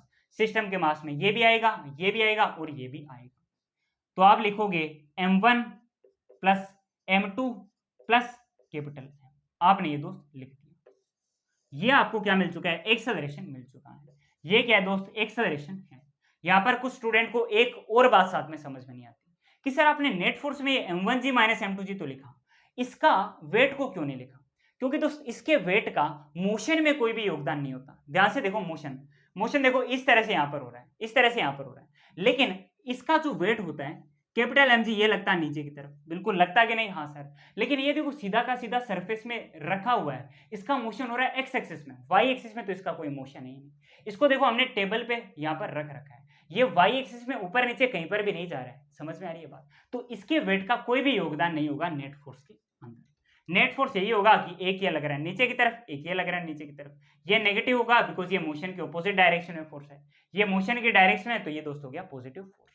आपको एक्सेलरेशन का फॉर्मूला मिला, बिल्कुल आपने ये तीनों इक्वेशन भी बना ली, आप अब एकदम आराम से ये वाले केस के क्वेश्चन कर लोगे। एक सिंपल क्वेश्चन अभी देखो मैं आपको दिखाता हूं, एक सिंपल क्वेश्चन देखो अभी मैं आपको दिखाता हूं। क्वेश्चन कुछ इस तरीके से है, क्वेश्चन कुछ इस तरीके से है, इसको रखता हूं। क्वेश्चन कुछ इस तरीके से है कि ये मैंने यहां पर एक बड़ी सी टेबल बना रखी है और इस टेबल पर ये मैंने एक 6 kg मास का ब्लॉक रखा है। इस 6 kg मास के ब्लॉक से एक तरफ मैंने इस पुली के ऊपर से होते हुए एक रस्सी से मैंने 3 kg का मास कनेक्ट कर रखा है, ठीक है, 3 kg मास का ब्लॉक मैंने कनेक्ट कर रहा है। दूसरी तरफ मैंने दूसरी रस्सी की हेल्प से एक 1 kg का मास 1 kg मास का एक ब्लॉक मैंने कनेक्ट कर रखा है। ये अपने पास पूरा का पूरा एक सिस्टम है। सबसे पहले इन पर लगने वाले फोर्सेस को हम शो करते हैं। 3 kg पे लगेगा दोस्त 3g का वेट, 1 kg पे लगेगा 1g का वेट, लगेगा तो 6 kg पर भी 6g का वेट, बट उसका मोशन में कोई भी रोल नहीं होने वाला। अभी अभी मैंने आपको एक्सप्लेन किया था, ठीक है। अब जैसे ये वेट लगेंगे तो ये जो स्ट्रिंग है, ये जो दोनों की दोनों रस्सियां, इनमें क्या आएगा, टेंशन। ये रस्सी नंबर 1, तो इससे ये जो पॉइंट ऑफ कॉन्टेक्ट है इससे भी टेंशन T1, ये भी पॉइंट ऑफ कॉन्टेक्ट, इससे भी टेंशन कितना, T1, क्योंकि ये पूरी की पूरी सेम रस्सी। ये दूसरी रस्सी, तो इससे अब देखो ये टेंशन T2, इससे अब टेंशन कितना, T2, बिकॉज ये भी क्या है, पूरी की पूरी एक सेम रस्सी है। ये आपने दोस्तों टेंशन बताया और वेट आपने बताया। अच्छा, अब हमें यहाँ पर मोशन के बारे में बात कर, नेट फोर्स कुछ ना कुछ होगा तो दोस्त मोशन होगा।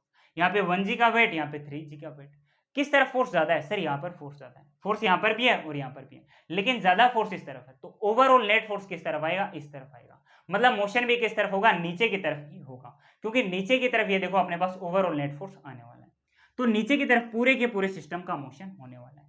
सिस्टम में प्रेजेंट हर एक बॉडी का इसी तरफ मोशन होने वाला है, इसी तरफ मोशन होने वाला है, और सेम एक्सेलरेशन के साथ में हर एक बॉडी मोशन करेगी। अगर ये 3 kg वाली बॉडी ए एक्सेलरेशन के साथ में मोशन कर रही है, नीचे की तरफ आ रही है, तो जैसे जैसे ये नीचे आएगी, इससे कनेक्टेड ये 6 kg वाली बॉडी भी इसी सेम ए एक्सेलरेशन के साथ में आगे की तरफ बढ़ेगी। ये जैसे जैसे नीचे जाएगी, ये आगे की तरफ बढ़ेगी सेम एक्सेलरेशन से, बिकॉज एक दूसरे से कनेक्टेड। अब इससे कनेक्टेड क्या है, ये 1 kg की बॉडी, जैसे ये आगे बढ़ेगी ए एक्सेलरेशन से, सेम ए एक्सेलरेशन से ये 1 kg वाली बॉडी ऊपर की तरफ उठेगी, तो जैसे ये नीचे जाएगी ये आगे बढ़ेगी और ये ऊपर की तरफ उठेगी। हमें एक तो ये मोशन का एक्सेलरेशन निकालना है, दूसरा ये जो टेंशन T1 और T2 है ये हमें निकालना है। एक एक करके हम दोनों को निकालते हैं, एफबीडी बनाते हैं और दोनों चीजें हम कैलकुलेट करते हैं। देखो एफबीडी बनाने की हमें कोई जरूरत ही नहीं है, यहाँ पर देखो बनी बनाई एफबीडी आपको सामने दिखाई दे रही है। ये जो अपने पास 3 kg वाली बॉडी है, इस पर नीचे की तरफ लगा है 3g का वेट, ऊपर की तरफ टेंशन T1। मोशन देखो नीचे की तरफ है, तो नीचे वाले डायरेक्शन को हम पॉजिटिव ले लेते हैं, ऊपर वाले डायरेक्शन को हम इस एफबीडी के लिए नेगेटिव ले लेते हैं। अब नीचे की तरफ है फोर्स 3g, तो इसको मैंने बोला प्लस का 3g, ऊपर वाले डायरेक्शन नेगेटिव, तो ऊपर की तरफ टेंशन T1 मैंने लिखा minus T1, equal to mass multiplied by acceleration, तो 3a। ये दोस्त बनी है इक्वेशन नंबर 1, ठीक। अब ये जो 1 kg वाली बॉडी है, इस पर क्या हो रहा है, इस पर देखो मोशन ऊपर की तरफ है, तो ऊपर वाले डायरेक्शन पॉजिटिव, टेंशन T2 मैंने लिखा प्लस का, ये जो अपने पास 1g या फिर g का वेट है, ये कैसा हो गया, नेगेटिव का, equal to mass multiplied by acceleration 1 multiplied by a, मैंने लिखा सीधा सीधा a। ये दोस्त बन गई इक्वेशन नंबर 2, दो इक्वेशन बन गई। ये अपने पास 6 kg वाली बॉडी है, इस पर देखो मोशन किस तरफ हो रहा है, मोशन हो रहा है सिर्फ पीछे की तरफ, तो पीछे वाले डायरेक्शन मैंने ले ली पॉजिटिव, इधर लग रहा है फोर्स T1, आगे की तरफ क्या लग रहा है T2, तो इसको मैंने लिखा minus T2, equal to mass multiplied by acceleration, तो मैंने लिखा 6a। ये दोस्त बन गई इक्वेशन नंबर 3। ये क्या बन गई, इक्वेशन नंबर 3 दोस्त बन चुकी है।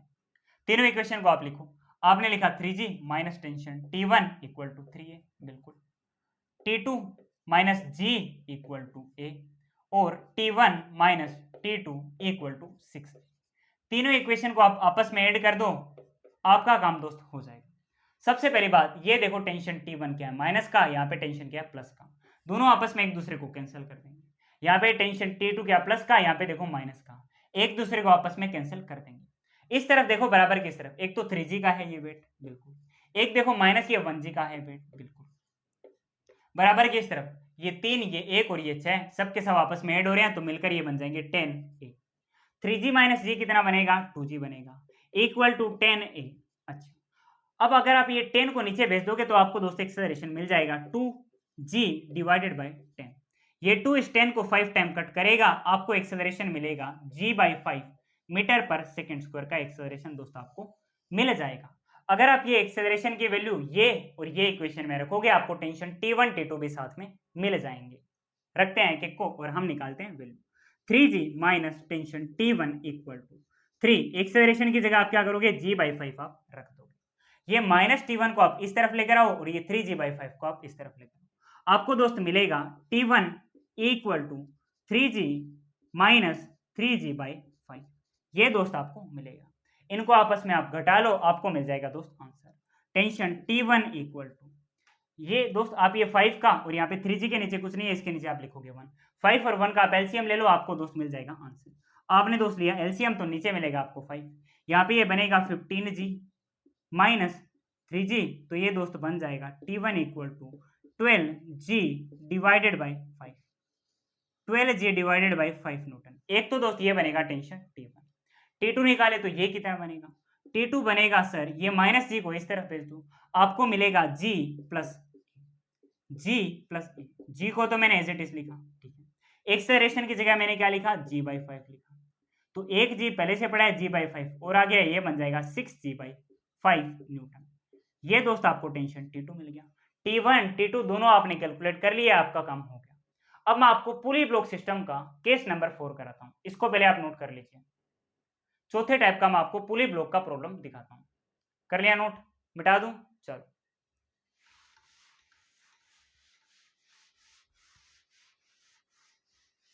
पुली ब्लॉक सिस्टम का अभी मैं आपको अगले टाइप का प्रॉब्लम कराने वाला हूं, बट उससे पहले आपको इंक्लाइंड प्लेन का एक छोटा सा कॉन्सेप्ट और सीखना है।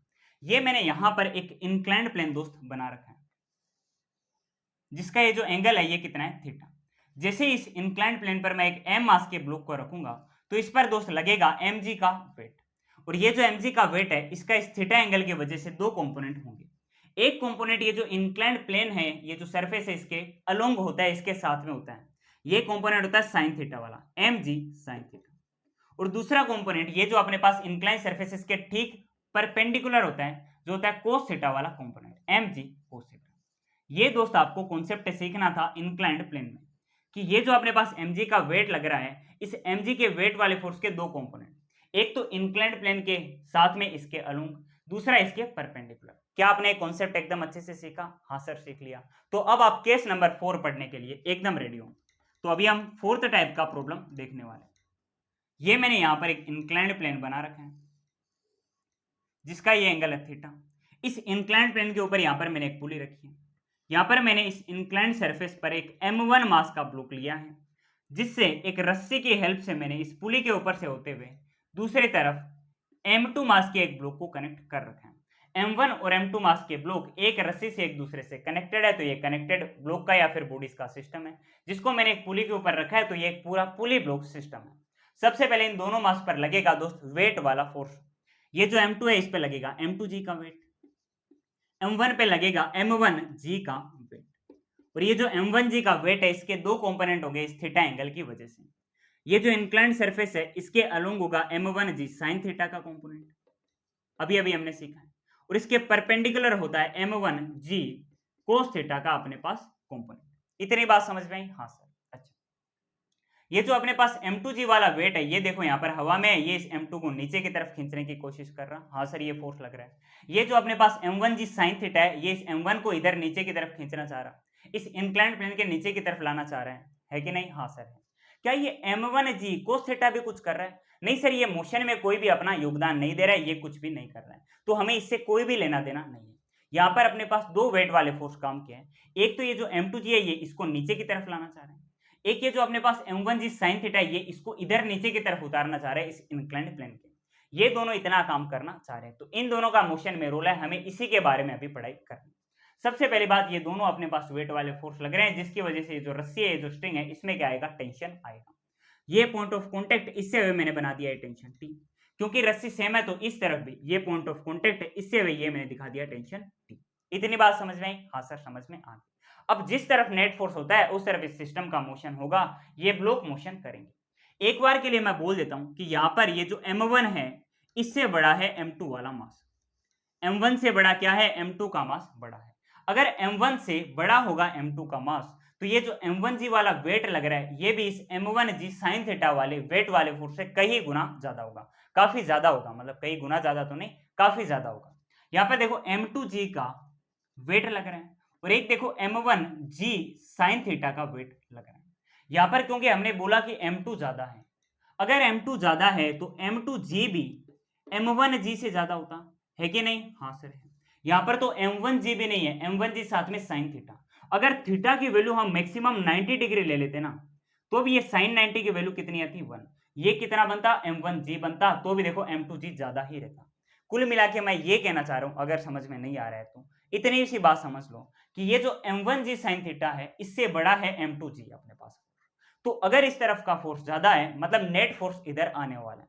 अगर नेट फोर्स इस तरफ है तो मोशन भी इस पूरे के पूरे सिस्टम का इस तरफ होने वाला है। ये जो m2 मास का ब्लॉक है ये a एक्सेलरेशन के साथ मान लो नीचे की तरफ मोशन करेगा, नीचे की तरफ मोशन होगा बिकॉज नेट फोर्स इस तरफ है। मैंने बोला ये जो m2 वाला मास है नीचे की तरफ मोशन कर रहा है, मान लो a एक्सेलरेशन के साथ, तो ये इससे कनेक्टेड, ये जो मास m1 है ना, क्योंकि इससे कनेक्टेड है तो सेम a एक्सेलरेशन के साथ में मोशन करेगा। और किस तरफ मोशन करेगा? क्योंकि ये a एक्सेलरेशन से नीचे की तरफ आ रहा है तो ये क्या करेगा, ऊपर की तरफ उठ जाएगा। ये a एक्सेलरेशन के साथ में इस इंक्लाइंड प्लेन के ऊपर की तरफ आने लग जाएगा। जैसे जैसे ये नीचे की तरफ उतरेगा तो इससे रस्सी से कनेक्टेड ये दूसरी बॉडी ऊपर की तरफ आने लग जाएगी। जैसे जैसे ये नीचे जाएगा ये ऊपर की तरफ आने लग जाएगा। यही एक्सेलरेशन और टेंशन अभी हमें निकालना है। सबसे पहले हम इक्वेशन बनाते हैं दोनों का एफबीडी बनाकर, और टेंशन और एक्सेलरेशन हम निकाल लेंगे। ये जो अपने पास m2 मास वाली बॉडी है, इस पर दोस्त एक तो लग रहा है m2g का वेट, एक इस पर है ये टेंशन t, और मोशन किस तरफ है, नीचे की तरफ है मेरे दोस्त। इतना काम इसमें हो रहा है। इसका हम बनाए अगर इक्वेशन तो वो कैसे बनेगा, मोशन है नीचे की तरफ, नीचे वाले डायरेक्शन को मैंने लिया पॉजिटिव, मैंने लिखा m2g, ओके। ऊपर की तरफ टेंशन t तो मैंने लिखा minus tension t equal to mass multiplied by acceleration. Mass कितना m2, साथ में एक्सेलरेशन कितना a। ये आपको दोस्त मिली है इक्वेशन नंबर 1। ये दूसरी बॉडी का एफबीडी बनाओ। ये जो अपने पास m1 मास वाली बॉडी है, इस तरह से बनाते हैं इसको थोड़ा टेढ़ा। ये जो m1 मास वाली बॉडी है इस पर देखो एक तो इधर लग रहा है m1g sin थीटा, है कि नहीं? हाँ सर। एक इस पर देखो इस तरफ लग रहा है टेंशन t, और मोशन भी किस तरफ हो रहा है, इसी तरह से आगे की तरफ हो रहा है। जिस तरफ टेंशन है उस तरफ मोशन है, तो टेंशन वाली फोर्स कितनी? Positive, okay. ये m1g sin थीटा को आप कैसे लिखोगे? नेगेटिव, बिकॉज इस तरफ मोशन नहीं हो रहा है। Equal to mass multiplied by acceleration, मतलब m1a। ये दोस्त आपने इक्वेशन नंबर 2 भी बना ली। इक्वेशन 1 और 2 आपके पास तैयार है? बिल्कुल सर तैयार है। दोनों को आपस में आप सब्ट्रैक्ट कर दो, आपको मिल जाएगा दोस्त एक्सेलरेशन। आप लिखोगे m2g minus tension t equal to m2a, बिल्कुल, और t minus m1g sine theta equal to m1a। दोनों को आपस में आप ऐड कर दो, दोनों को आपस में आप ऐड कर दो, आपको मिल जाएगा आंसर। ये देखो प्लस का टेंशन t, ये माइनस का टेंशन t, आपस में एक दूसरे को कैंसल आउट कर देंगे। इस तरफ बचेगा एक तो m2g, एक माइनस का m1g sine theta equal to, यहां पर देखो m2a plus m1, m1 m2a plus m1 ये यहां पर है। दोनों जगह से देखो मैं एक्सेलरेशन को कॉमन ले सकता हूं, मुझे मिलेगा m2g minus m1g m1g sine theta equal to m1 plus m2, acceleration को मैंने ले रखा है कॉमन।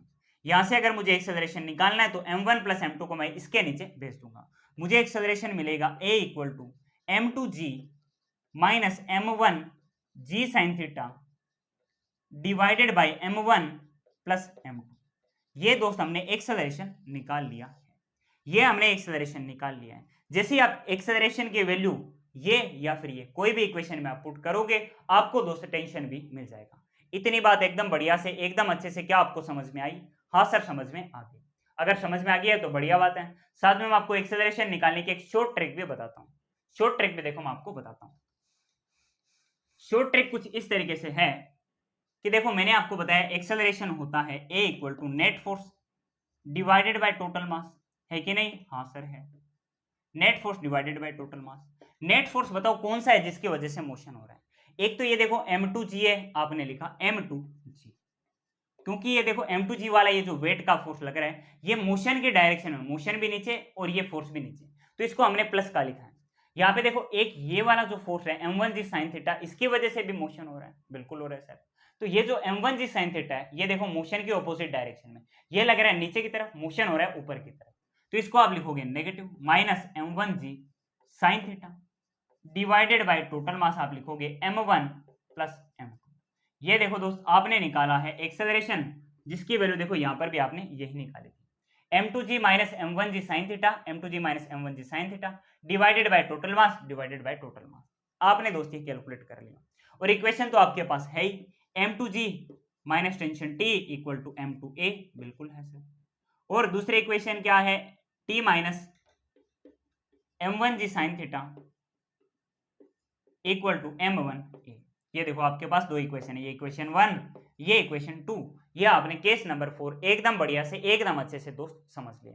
एक क्वेश्चन भी मैं आपको करा देता हूं, एक क्वेश्चन भी मैं आपको करा देता हूं।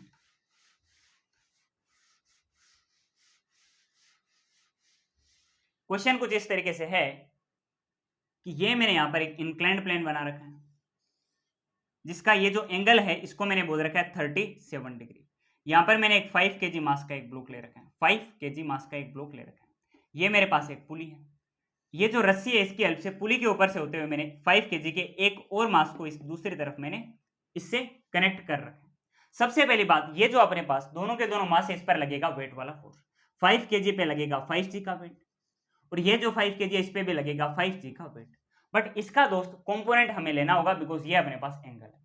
हमें एक बात पता है कि कोस थीटा वाला कंपोनेंट अपने कोई काम नहीं आने वाला है, जो ये जो अपने पास इंक्लाइंड प्लेन है इसके परपेंडिकुलर होता है। इंक्लाइंड प्लेन के जो इसके अलोंग होता है जो कंपोनेंट साइन थीटा वाला, वो अपने काम आता है। इसके अलोंग क्या कंपोनेंट आएगा? 5g sine theta. तो थीटा की वैल्यू कितनी है? 37। आपने लिख दिया दोस्त 37। इतनी बात समझ में आई? हाँ सर समझ में आ गई। तो आपने दोनों के दोनों वेट वाले फोर्स लिखे, इनकी वजह से जो रस्सी है इसमें क्या आएगा? टेंशन आएगा, ये टेंशन टी, क्योंकि रस्सी सेम है तो ये टेंशन टी। इतनी बात समझ में आई? हाँ सर समझ में आ गई। अच्छा ये कितना है? 5g है। अच्छा ये कितना है? 5g 37। दोनों में से बड़ा क्या होता है? साइन 37 की वैल्यू लिखो, आपको पता चलेगा। आपने लिखा 5g, साथ में साइन 37 की जो वैल्यू होती है ना वो 3/5 होती है। अगर आपको याद नहीं है तो पता कर लेना, मैंने आपको प्रीवियस लेक्चर में भी बता रखे हैं। अच्छा ये 5 को 5 से कट करो, आपको मिलेगा 3 मल्टीप्लाइड बाई जी, मतलब 3g आपको मिलेगा। तो ये जो आपको 5g साइन 37 दिखाई दे रहा ना, इसका मतलब ये कितना है? 3g है। ये क्या है? 3g है। तो मैं इसको मिटाकर इसकी जगह 3g साथ में लिख देता हूँ, इसकी जगह मैंने लिख दिया 3g। दोनों का एफपीडी बनाओ। देखो ये जो अपने पास 5 kg वाली बॉडी है इस पर लग रहा है 5g का वेट, और इस तरफ क्या लग रहा है? 3g का वेट लग रहा है। दोनों में से ज्यादा कौन सा फोर्स है? सर 5g वाला जो वेट का फोर्स है ना ये ज्यादा है, 3g का कम है। अगर इस तरफ फोर्स ज्यादा है तो नेट फोर्स इस तरफ रहने वाला है, मोशन भी इसी तरफ होगा। अगर ये 5 kg वाली बॉडी ए एक्सेलरेशन के साथ में चलेगी, नीचे की तरफ होगा मोशन, बिकॉज नेट फोर्स इस तरफ है। अगर ये बॉडी ए एक्सेलरेशन से चलेगी, नीचे की तरफ उतरेगी, तो ये वाली बॉडी क्या करेगी? ऊपर की तरफ आएगी, इसी सेम ए एक्सेलरेशन के साथ में। अब आप दोनों बॉडी का एफबीडी बनाओ और एकदम आराम से आप इक्वेशन बना के आंसर निकाल सकते हो, एक्सेलरेशन और टेंशन निकाल सकते हो। सबसे पहले ये 5 kg वाली बॉडी का हम एफबीडी बनाते हैं। 5 kg की बॉडी, इस पे लगेगा 5g का वेट, ऊपर की तरफ टेंशन t, नीचे की तरफ a का एक्सेलरेशन है। अच्छा मोशन किस तरफ है? नीचे की तरफ, तो नीचे वाले डायरेक्शन को मैंने लिया positive. 5g minus tension t equal to 5a। ये है दोस्त इक्वेशन नंबर 1। ओके अब ये अपने पास दूसरी बॉडी जो किसी है 5 kg की, इसको मैंने इसी तरह से बना दिया जैसे ये है 5 kg की बॉडी। इस पे एक तो देखो इस तरफ लग रहा है 3g का ये वेट, बिल्कुल। एक इस तरफ लग रहा है ये टेंशन t, और मोशन भी इसी तरफ हो रहा है। जिस तरफ मोशन है, जिस तरफ एक्सेलरेशन, वो वाले डायरेक्शन पॉजिटिव। आपने लिखा प्लस का tension t minus 3g equal to mass multiplied by acceleration, मतलब 5a। ये आपने लिखी इक्वेशन नंबर। दोनों इक्वेशन लिखी, दोनों को आपस में सब्ट्रैक्ट करो, आपको मिल जाएगा आंसर 5g माइनस, दोनों को आपस में ऐड करो, सब्ट्रैक्ट नहीं करना दोस्त, ऐड करना होता है, ठीक है, ओके, इक्वल टू 5 है, t minus 3g equal to 5e, आपस में आप ऐड कर दो, ये मैंने लिखा प्लस, ये मैंने लिखा प्लस, ये टेंशन देखो इधर प्लस का है, ये देखो माइनस का, आपस में एक दूसरे को कट करेंगे, ये है 5g, ये कितना है 3g, 5g minus 3g equal to, दोनों देखो आपस में ऐड हो रहे हैं तो आपको मिलेगा 5 प्लस 5 10, 5g माइनस 3g कितना होता है सर 2g, कितना होता है 2g होता है, इक्वल टू 10। अच्छा, अब जैसे ही आप इसको एक्सेलरेशन को अगर आप कैलकुलेट करोगे, आप क्या करोगे, इस 10 को 2g के नीचे भेजोगे, 2g बाई 10, आपको एक्सेलरेशन कितना मिलेगा, ये 2 इस 10 को 5 टाइम कट करेगा, एक्सेलरेशन आएगा g बाई 5 मीटर पर सेकेंड स्क्वायर, ये दोस्त आपको मिल चुके हैं। और अगर आप g की वैल्यू को 10 पुट करोगे तो 10 बाई 5 मतलब आपको एक्सेलरेशन मिलेगा 2 मीटर पर सेकेंड स्क्वायर। ये देखो आपने क्वेश्चन सोल्व कर लिया, आपका काम हो चुका है। अब मैं आपको पांचवा केस दिखाता हूं, अगर दोनों के दोनों मास को हम इंक्लाइंड प्लेन पर रखेंगे तो क्या होगा, ये अभी हम करने वाले।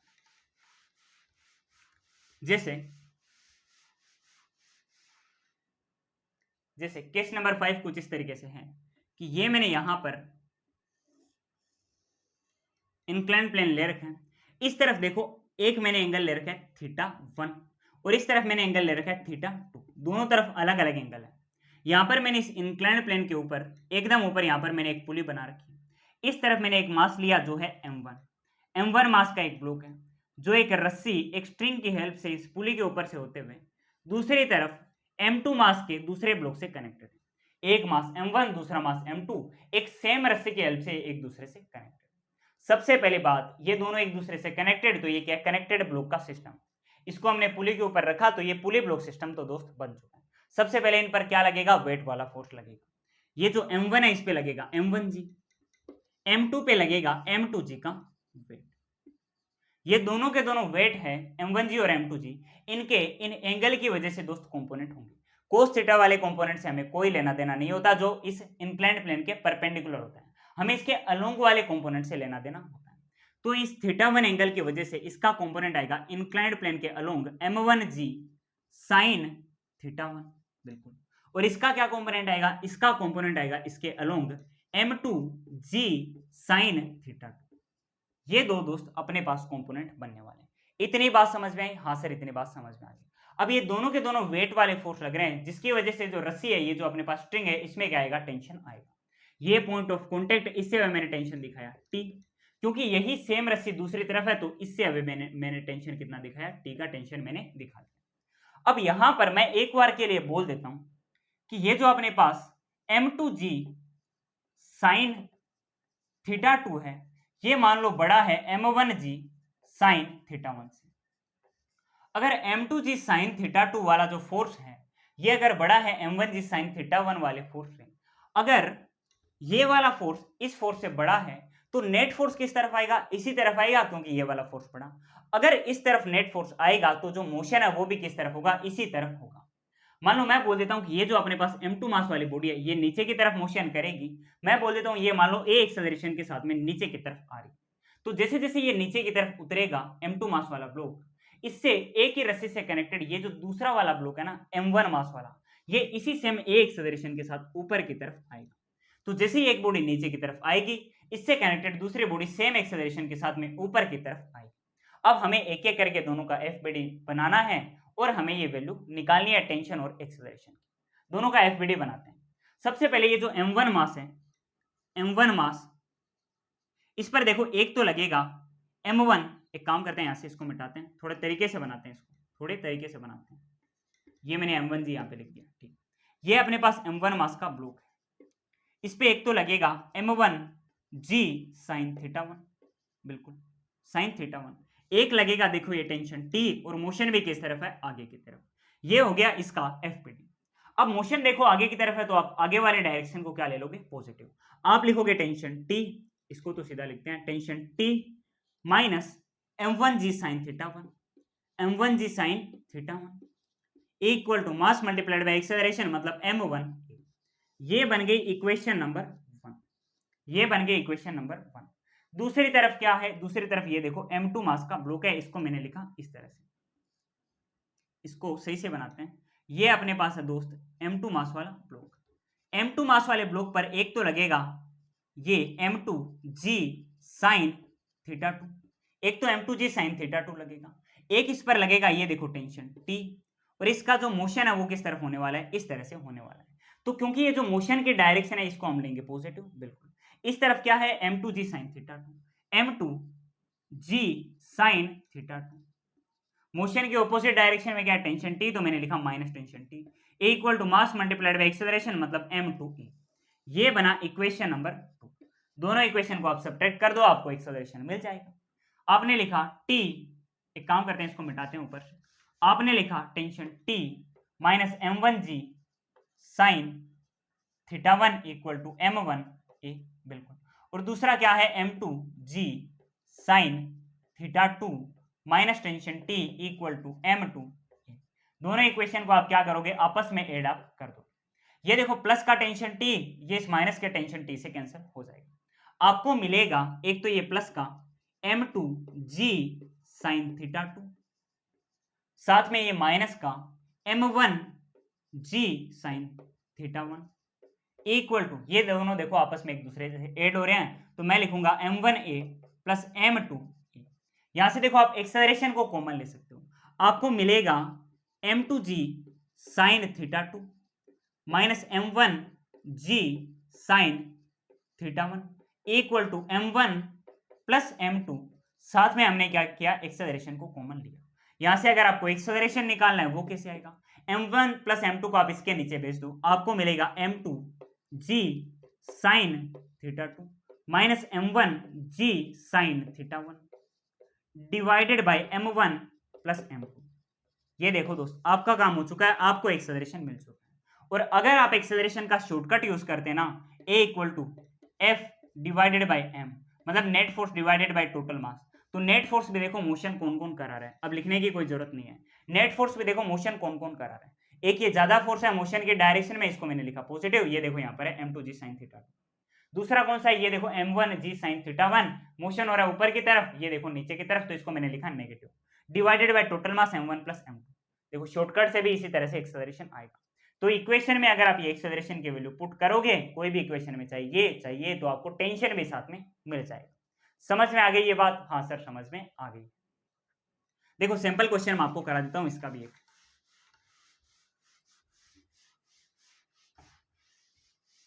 क्वेश्चन कुछ इस तरीके से है कि ये मैंने यहां पर एक इंक्लाइंड प्लेन बना रखा है, ठीक है, जिसके एक तरफ एंगल मैंने बोल दिया है 53 डिग्री, नहीं इस तरफ है 37 डिग्री, काम करते हैं 37 बनाते हैं, और इस तरफ है एंगल 53 डिग्री। ये मैंने ऊपर बनाया एक पुली, ओके, यहाँ पे मैंने एक 5 kg मास का एक ब्लॉक ले रखा है, ये रस्सी से कनेक्टेड है दूसरी तरफ 5 kg मास के ही दूसरे एक ब्लॉक से। दोनों के दोनों ब्लॉक क्या है 5 kg मास के। सबसे पहली बात तो ये कि इन पर लगेगा दोस्त वेट वाला फोर्स, यहाँ पे इससे लगेगा 5g का वेट, इससे भी क्या लगेगा 5g का वेट, 5g का वेट। अब आपको ये बात पता है कि ये दोनों के दोनों जो वेट वाले फोर्स हैं इनका हमें क्या करना होगा, कंपोनेंट लेना होगा। साइन थीटा वाला कंपोनेंट अपने काम का होता है, तो ये हम ले लेते हैं। इस तरफ आएगा 5g साइन थीटा कितना है 37 डिग्री, और इस तरफ क्या आएगा 5g साइन थीटा कितना है 53 डिग्री, थीटा कितना है 53 डिग्री। वैल्यू दोनों के हम कैलकुलेट करते हैं कि कितनी है। हमने लिखा 5g, साइन 37 की वैल्यू कितनी होती है सर, साइन 37 की वैल्यू होती है, साइन 37 की वैल्यू होती है 3/5। ये 5 से 5 उड़ेगा, आपको मिलेगा 3g। एक तो आपने ये निकाला। 5g साइन 53 की वैल्यू कितनी होती है, देखो साइन 53 की जो वैल्यू है ये होती है 4/5। ये 5 से 5 उड़ा, आपको मिला 4g। तो दोनों को आप रिप्लेस कर दो, एक तरफ आप लिखोगे 4g, क्या 4g, बिल्कुल। एक तरफ ये क्या है, एक तरफ अपने पास है 3g, तो देखो यहाँ पे 3g भी आ गया, 4g भी आ गया, 5g भी आ गया, सब के सब एक साथ आ चुके हैं, ठीक। तो ये देखो आप ध्यान से अगर आप यहाँ पर देखो ना, तो ये जो अपने पास 4g वाला वेट है ना, ये क्या है ज्यादा, ये अपने पास 3g का वेट का फोर्स लग रहा है, इस तरफ क्या लग रहा है 4g का अपने पास वेट वाला फोर्स लग रहा है। अगर इस तरफ नेट फोर्स ज्यादा है, अगर इस तरफ फोर्स ज्यादा है, यहाँ पर फोर्स कम है, तो नेट फोर्स किस तरफ आएगा, इधर आएगा, तो मोशन भी किस तरफ होगा, इसी तरफ होगा। ये इसी तरफ मोशन होने वाला है, ये बॉडी नीचे की तरफ आएगी, तो ये वाली बॉडी क्या करेगी, ऊपर की तरफ उठेगी, और दोनों सेम एक्सेलरेशन से मोशन करेगी। ये अगर ए एक्सेलरेशन से नीचे आ रही तो ये दूसरी ए एक्सेलरेशन से ऊपर आई। टेंशन टी रहने वाला है, इससे अवे टेंशन टी, इससे अवे भी टेंशन टी। अब आप एफबीटी बना के एकदम आराम से इक्वेशन बनाओ और एक्सेलरेशन निकालो। सबसे पहले हम इसके बारे में बात करते हैं। इस पर देखो मोशन की डायरेक्शन में कौन सा फोर्स है, 4g। दूसरे आगे क्या लग रहा है, आगे देखो इस पर टेंशन टी लग रहा है। देखो ध्यान से, यहाँ पे हम इसके एफबीटी की बात करें, बनाने की अलग से कोई जरूरत नहीं है। इस पर देखो मोशन वाली डायरेक्शन में लग रहा है 4g का वेट, ओके। मोशन के ऑपोजिट डायरेक्शन में tension T equal to mass multiplied by acceleration मतलब 5a। ये बनी दोस्त एक इक्वेशन नंबर 1। अब इस बॉडी के बारे में अगर आप बात करो तो इस पर देखो मोशन के डायरेक्शन में क्या है, टेंशन टी, आपने लिखा टेंशन टी। मोशन के ऑपोजिट डायरेक्शन में 3g का वेट तो -3g equal to mass multiplied by acceleration तो 5a, ये मैंने लिखा। ये बन गई दोस्त इक्वेशन नंबर। दोनों को आप आपस में ऐड कर दो, आपको मिल जाएगा एक्सेलरेशन। ये प्लस का टेंशन टी, ये माइनस का टेंशन टी, एक दूसरे से ये कट हो जाएंगे, ठीक है। ये तो इंटरनल फोर्सेस होते हैं टेंशन, और ये हमेशा कटते ही हैं, ठीक। आपने दोस्तों टेंशन कट कर दिया, ठीक। ये देखो यहाँ पे क्या है, आपके पास बचा दोस्त 4g। ये देखो क्या है, ये -3g इक्वल टू, ये आपस में ऐड होंगे, 5 + 5 10 है दोस्त, आपको मिल जाएगा। 4 - 3 कितना होता है, 4 - 3 मतलब ये सीधा सीधा 1g आपके पास बचने वाला है, और आपको यहाँ पर मिला 10। अगर एक्सेलरेशन निकालना है, ये बन जाएगा g / 10 metre per second square, और अगर आप g की वैल्यू रखते हो तो 10/10 एक्सेलरेशन बन जाएगा 1 metre per second square. g की वैल्यू 10 रखने पर ये 10 / 10 मतलब 1 मीटर पर सेकंड स्क्वायर का एक्सेलरेशन दोस्त बन जाएगा। अगर आपको टेंशन निकालना है तो कोई दिक्कत नहीं है। टेंशन अगर आपको निकालना है तो आप ये इक्वेशन नंबर 1 में आप इसकी वैल्यू रख दो, एक्सेलरेशन की वैल्यू आप यहाँ पर रख दो, आपको मिलेगा 4g minus tension t equal to 5 multiplied by acceleration की वैल्यू कितनी है, g/10। g/10 ये आपने लिखी। ये 5 इस 10 को कितनी बार कट करेगा, 2 बार कट करेगा, ठीक।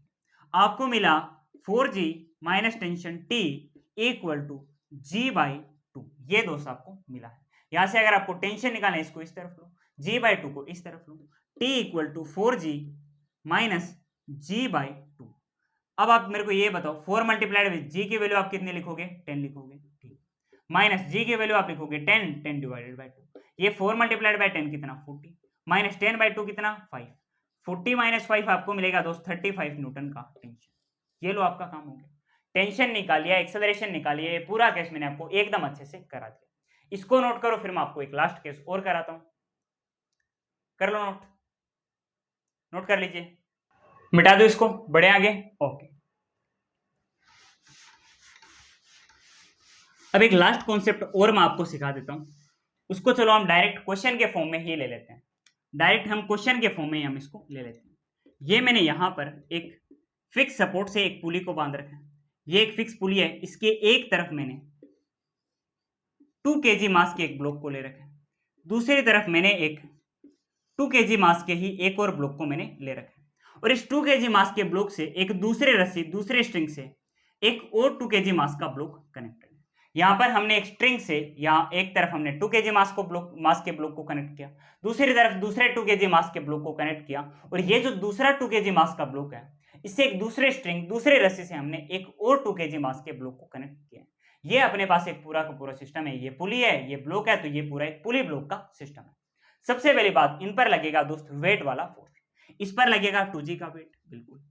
इस पर भी लगेगा दोस्त 2g का वेट, और इस पर भी क्या लगेगा, 2g का वेट लगेगा। जैसे ये वेट आएंगे, ये जो अपने पास स्ट्रिंग है, ये जो अपने पास रस्सी है, इसमें क्या आएगा, टेंशन आएगा।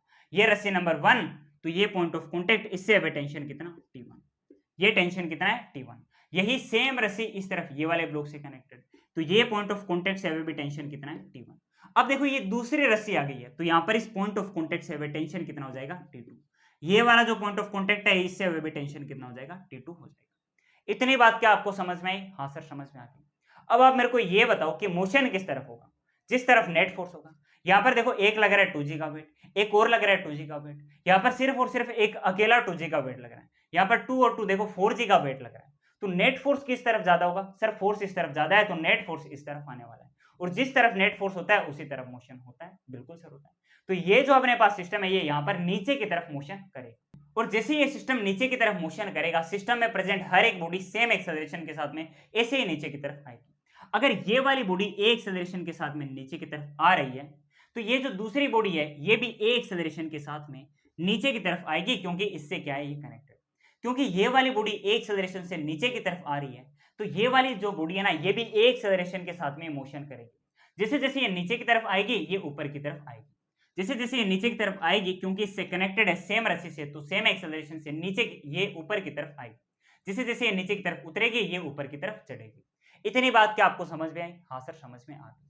अब आपको यही एक्सेलरेशन निकालना है। तीनों का आप एफबीडी बनाओ, एकदम आराम से टेंशन और एक्सेलरेशन आप निकाल सकते हो। सबसे पहले हम ये 2 kg मास की एफबीडी बनाते हैं। ये जो अपने पास 2 kg मास की बॉडी है, 2 kg मास की बॉडी, इस पर देखो एक तो ऊपर की तरफ टेंशन T1, एक नीचे की तरफ लग रहा है 2g का वेट, और मोशन किस तरफ है? ऊपर की तरफ है। ओके, अब देखो यहां पर अगर आप इसकी इक्वेशन लिखो तो मोशन के डायरेक्शन में देखो है टेंशन T1, बिल्कुल इसके ऑपोजिट डायरेक्शन में 2g का वेट, तो -2g equal to 2a mass multiplied by acceleration. ये आपने एक की इक्वेशन लिखी। ओके, अब आप अगर दूसरी बॉडी का एफबीडी बनाओ, दूसरे 2 kg की ये वाली बॉडी का हम एफबीडी बना रहे हैं। इस पर एक ऊपर की तरफ टेंशन T1, एक नीचे की तरफ टेंशन T2, एक नीचे की तरफ देखो है 2g का वेट, और मोशन भी किस तरफ है? नीचे की ही तरफ हो रहा है। इसका अगर आप इक्वेशन लिखो तो मोशन किस तरफ है? नीचे की तरफ, तो नीचे वाले फोर्स को आप लिखोगे पॉजिटिव, तो ये प्लस का 2g प्लस का टेंशन T2, T1 देखो मोशन के ऑपोजिट डायरेक्शन में, तो इसको मैं लिखूंगा -T1 equal to mass multiplied by acceleration, तो 2a मैंने लिख दिया। ये है दोस्त इक्वेशन नंबर 2। इस दूसरी बॉडी की एफबीडी से हमने ये बनाई। अब तीसरी बॉडी का एफबीडी बनाते हैं। तीसरी बॉडी पर देखो नीचे की तरफ वेट है 2g का, ऊपर की तरफ टेंशन है T2 का, और मोशन भी है देखो नीचे की ही तरफ।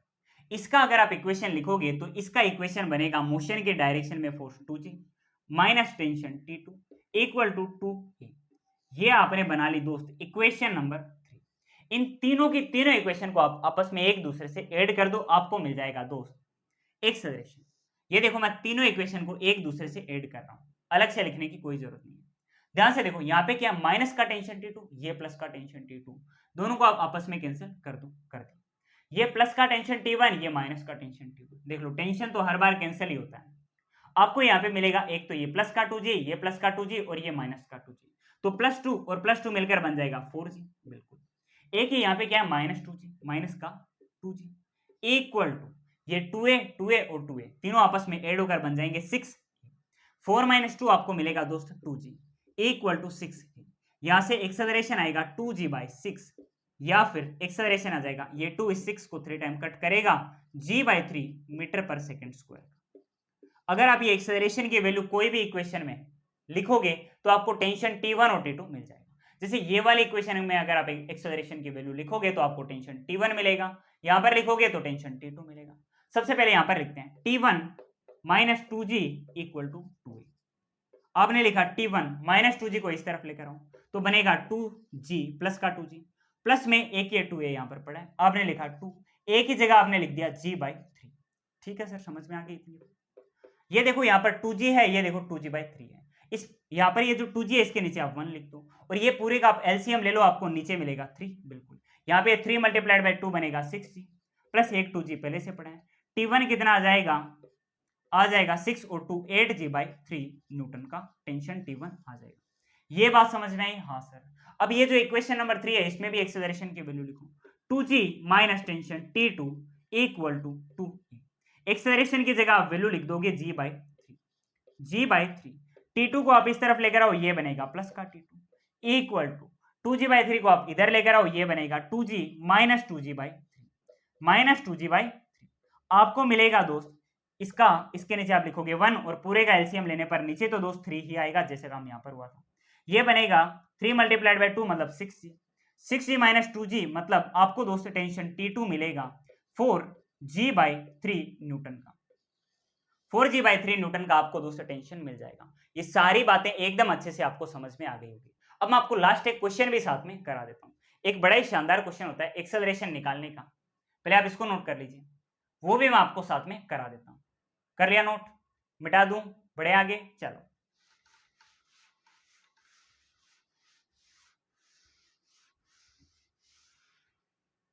अब क्वेश्चन कुछ इस तरीके से होता है। क्वेश्चन का सबसे पहला है पार्ट नंबर ए। ये मेरे पास यहां पर एक फिक्स सपोर्ट है जिससे मैंने एक पुली को बांध रखा है। इस पुली के एक तरफ मैंने m मास के एक ब्लॉक को ले रखा है और दूसरी तरफ मैंने 2m मास के एक ब्लॉक को ले रखा है। ठीक, सबसे पहली बात, ये जो अपने पास 2m मास वाली बॉडी है इस पे लगेगा 2mg का वेट, ये जो m मास वाली है इस पे लगेगा mg का वेट, जिसकी वजह से जो रस्सी है, ये जो अपने पास स्ट्रिंग है, इसमें क्या आएगा, टेंशन आएगा, ये टेंशन T, क्योंकि ये जो सेम स्ट्रिंग है इसकी वजह से टेंशन क्या आ जाएगा, इस तरफ भी T। अब आप मेरे को एक बात बताओ, नेट फोर्स किस तरफ, सर यहाँ पे फोर्स 2mg का है, यहाँ पे mg का है, फोर्स तो सर इस तरफ ज्यादा है, मतलब नेट फोर्स इस तरफ आएगा, तो मोशन भी एक एक्सेलरेशन से नीचे की तरफ होगा। अगर ये एक एक्सेलरेशन से नीचे जा रही है तो दूसरी बॉडी एक एक्सेलरेशन से ऊपर की तरफ आएगी, और एक्सेलरेशन निकालने का मैंने आपको फॉर्मूला बताया था, उससे आप एक्सेलरेशन एकदम आराम से निकाल सकते हो। सबसे पहले आपको एक्सेलरेशन ही निकालना है। आप इसका एक्सेलरेशन बता दो बस मेरे को, कितना होगा एक्सेलरेशन, शॉर्टकट से निकालो। एक्सेलरेशन होता है नेट फोर्स, कितना होता है acceleration, net force divided by total mass, divided by total mass. Net force कितना है सर, ये एक फोर्स देखो मोशन वाली डायरेक्शन में, तो इसको आप लिखोगे प्लस का 2mg, बिल्कुल। यहाँ पे देखो मोशन ऊपर है, फोर्स है नीचे, तो ये फोर्स मोशन के ऑपोजिट डायरेक्शन में, इसको आप लिखोगे माइनस का mg डिवाइडेड बाय सिस्टम का टोटल मास, एक ये 2m और एक ये क्या है साथ में m, तो m प्लस 2m। आपको दोस्त एक्सेलरेशन मिलेगा 2mg माइनस mg, मतलब सीधा सीधा mg डिवाइडेड बाय 2m और एक m, मतलब 3m, m से m को उड़ा दो, आपको दोस्त एक्सेलरेशन मिलेगा g बाई 3 मीटर पर सेकेंड स्क्वायर का। ये आपको दोस्त एक्सेलरेशन मिला है, एकदम इजी था, ऐसा मैंने आपको एकदम शुरुआत में कराया था, आपने ये कर भी दिया। अब देखो यहां पर मैं आपको एक दूसरे टाइप का प्रॉब्लम पूछता हूं, इसी का पार्ट बी कुछ इस तरीके से कि यहां पर मैंने एक फिक्स पुली ली है, इस पुली के एक तरफ मैंने m मास के एक ब्लॉक को लगा रखा है, m मास के एक ब्लॉक को मैंने लगा रखा है, और दूसरी तरफ मैं इसी रस्सी को मैंने पुली के एक तरफ एक स्ट्रिंग, एक रस्सी की हेल्प से m मास के एक ब्लॉक को हैंग कर रखा है, मैंने लटका रखा है। दूसरी तरफ इस पुली के दूसरी तरफ मैं इसी रस्सी को 2mg के फोर्स के साथ में खींच रहा हूं, 2mg के फोर्स के साथ में मैं इस रस्सी को क्या कर रहा हूं, स्ट्रिंग को मैं खींच रहा हूं। अब जैसे ही मैं स्ट्रिंग को खींचूंगा तो ये जो अपने पास स्ट्रिंग है इसमें क्या आएगा सर, टेंशन आएगा, क्या आएगा, इसमें टेंशन आएगा। ये जो m मास की बॉडी है सबसे पहले इस पे लगेगा वेट, mg का वेट, बिल्कुल सर वेट लगेगा। अब जैसे इस पर वेट लगेगा, ये जो अपने पास स्ट्रिंग है, ये जो रस्सी है, इसमें टेंशन आएगा, या फिर ऐसे बोल दो कि जैसे ही हमने ये फोर्स लगाया इसकी वजह से ये जो अपने पास रस्सी है ये खींच रही है, ये जो अपने पास स्ट्रिंग है इसमें क्या आ रहा है, टेंशन आ रहा है, इसमें खिंचाव आ रहा है। इसमें टेंशन किधर आएगा, पॉइंट ऑफ कॉन्टेक्ट से अवे, ये पॉइंट ऑफ कॉन्टेक्ट, इससे अवे टेंशन टी। यहाँ पर हम खींच रहे हैं, यहाँ पर अपना हाथ है, इससे अवे भी पॉइंट ऑफ कॉन्टेक्ट से अवे भी कितना जाएगा, टेंशन टी ही आएगा। यहाँ पर हम खींच रहे हैं, यहाँ पर मान लो हम खड़े हैं, तो यहाँ पर अपना जो हाथ है उससे भी पॉइंट ऑफ कॉन्टेक्ट, अपने हाथ के कॉन्टेक्ट में भी तो होती है रस्सी, बिल्कुल, तो उस पॉइंट ऑफ कॉन्टेक्ट से भी टेंशन टी होता है। आपने शो कर दिया टेंशन, बिल्कुल सर शो कर। अब देखो अगर आप इसको खींचोगे, यहाँ पर क्या है, 2mg का फोर्स लग रहा है कि नहीं, हाँ सर यहाँ पर ये 2mg का फोर्स अपने पास लग रहा है। तो जैसे ही मैं 2mg का फोर्स लगाकर इसको खींचूंगा, यहाँ पर देखो नीचे कितना फोर्स है, mg का फोर्स ज्यादा होता है या फिर 2mg का, सर 2mg का फोर्स ज्यादा होता है, मतलब मैं खींचूंगा, मेरा फोर्स ज्यादा है, तो ये जो अपने पास mg का मास है ना, ये क्या करेगा, ऊपर की तरफ आना शुरू कर देगा, तो ऊपर की तरफ एक एक्सेलरेशन के साथ में मैं बोल देता हूं मोशन हो रहा है। सबसे पहले मैं इस बॉडी का एफबीडी बनाता हूं। ये जो अपने पास m मास की बॉडी है, इस पर ऊपर की तरफ टेंशन टी, नीचे की तरफ mg का वेट, और ऊपर की तरफ क्या है, एक्सेलरेशन है। आप यहां पर लिखोगे net force equal to mass multiplied by acceleration, motion के डायरेक्शन में टेंशन टी माइनस mg का ये weight equal to mass multiplied by acceleration m है दोस्त, आपने लिख दिया। ये दोस्त आपने इसकी इक्वेशन बना ली है इस एफबीडी की हेल्प से। अब आप मेरे को ये बताओ कि यहाँ पर टेंशन कितना है। अब इस तरफ देखो, इस तरफ देखो, यहाँ पे ये जो पॉइंट ऑफ कॉन्टेक्ट है ना मेरे हाथ का, जहां पर मैंने फोर्स लगाया, जहां से मैंने खींचा है, यहाँ पर देखो, यहाँ पर क्या लगा है, टेंशन। ये जो टेंशन होता है ना, जिसके साथ में मैंने रस्सी को खींचा है, ये टेंशन इस लगाए गए फोर्स के एकदम बराबर होता है। ये टेंशन किसके बराबर होता है, लगाए गए फोर्स के एकदम बराबर होता है। किसके बराबर होता है, लगाए गए फोर्स के, मतलब 2mg के एकदम बराबर। तो यहाँ पर टेंशन की वैल्यू कितनी हो जाएगी, 2mg के बराबर। तो 2mg minus mg equal to ma आपको मिलेगा। 2mg माइनस mg कितना होगा, सीधा सीधा mg इक्वल टू m, यहां से m से कट हो जाएगा, आपको एक्सेलरेशन मिलेगा a equal to g metre per second square. ये दोस्त आपका काम हो चुका है, आपने दूसरे टाइप का प्रॉब्लम भी सोल्व कर लिया। इतनी बात समझ में आई, हाँ सर समझ में आ गई, एकदम बढ़िया से, एकदम अच्छे से समझ में आ गई। इसको नोट करो, फिर मैं आपको तीसरा क्वेश्चन कराता हूं। इसी में तीसरा क्वेश्चन एक और है। क्वेश्चन कुछ इस तरीके से है कि ये मैंने यहां पर एक फिक्स पुली से एक m मास के एक ब्लॉक को मैंने हैंग कर रखा है, दूसरी तरफ में मैंने m मास के ही एक और ब्लॉक को हैंग कर रखा है। ये अपने पास सिस्टम है। सबसे पहली बात, ये जो अपने पास mm मास के दोनों ब्लॉक हैं, इनकी वजह से लगेगा नीचे की तरफ mg का वेट, नीचे की तरफ mg का वेट, जिसकी वजह से जो रस्सी है, जो स्ट्रिंग है, इसमें क्या आएगा, टेंशन T। ये मैंने टेंशन T दोस्त शो कर दिया। अच्छा, अब मैं अपनी तरफ से ये जो अपने पास m मास वाला ब्लॉक है ना, इस पर मैं mg का फोर्स नीचे की तरफ लगाऊंगा। मैं इस पर फोर्स लगाऊंगा mg का, इस पर मैं क्या करूंगा, इतना ही बराबर mg का फोर्स लगाऊंगा। तो दोस्त एक तो इस पर लग रहा है mg का वेट, एक इस पर लग रहा है mg का अपने पास फोर्स। तो नेट फोर्स किस तरफ होगा? सर यहां पर अकेला mg लग रहा है, यहां पर भी अकेला mg लग रहा था, लेकिन फिर मैंने इस पर फोर्स भी लगा दिया mg का, तो यहां पर mg और mg मिलकर 2mg का फोर्स लग रहा है। सर अगर यहां पर 2mg का फोर्स है, इस तरफ सिर्फ अकेला mg का फोर्स है, तो फोर्स किस तरफ जाता है, यहां पर। नेट फोर्स किस तरफ लगेगा, इस तरफ, तो मोशन भी होगा इस तरफ। ये a एक्सेलरेशन से नीचे आएगी, तो ये a एक्सेलरेशन से ऊपर की तरफ आएगी। आप इसकी इक्वेशन बनाओ इसकी एफबीडी की हेल्प से। आप इसकी इक्वेशन बनाओ कि सर मोशन के डायरेक्शन में है टेंशन टी, आपने लिखा टेंशन टी, ऑपोजिट डायरेक्शन में है mg, तो minus mg, equal to mass multiplied by acceleration, तो ma। ये एक इक्वेशन बनी। इसके बारे में बात करो, इसके बारे में बात करो, इसका एफबीडी बनाओ। देखो इसके एफबीडी में आप इस पर लगने वाले सारे के सारे फोर्सेस बताते हो। एक ये टेंशन टी, एक ये mg लग रहा है, और एक ध्यान से देखो ये F इक्वल टू mg का फोर्स भी हम इस पर ही लगा रहे हैं, तो ये भी इसकी एफबीडी में आता है। तो इसके मोशन की डायरेक्शन में कौन से फोर्स लग रहे हैं, एक mg, एक ये mg, तो दोनों के दोनों आएंगे पॉजिटिव, तो mg प्लस का प्लस दूसरा mg। अच्छा, ये टेंशन के ऑपोजिट डायरेक्शन, तो minus tension T, equal to ma का ये अपने पास नेट फोर्स, तो mg और mg मिलकर बन जाएंगे 2mg minus tension T equal to ma। ये दोस्त एक और इक्वेशन आ चुकी है, ये इक्वेशन नंबर 1, ये क्या है, इक्वेशन नंबर 2। दोनों को आपस में आप ऐड कर दो। एक तो ये रही इक्वेशन, एक इक्वेशन देखो मैं ऊपर वाली यहां पर लिखता हूं, t minus mg equal to आपस में ऐड कर दो। ये प्लस का टेंशन, ये माइनस का टेंशन कट हो जाएंगे, 2mg माइनस mg कितना बचेगा, इस तरफ mg बचेगा, इक्वल टू ये ma और ma मिलकर बनेगा 2ma। ये यहां पर m को m से कट कर दो, 2 को आप नीचे लेकर आ जाओ, आपको मिलेगा acceleration equal to g/2 metre per second square.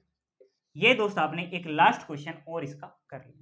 ये आज के लेक्चर में मैंने आपको पुली ब्लॉक सिस्टम का पूरा टॉपिक एकदम बढ़िया से समझा दिया है। अब अगले लेक्चर में हम कंस्ट्रेंट मोशन का टॉपिक पढ़ेंगे।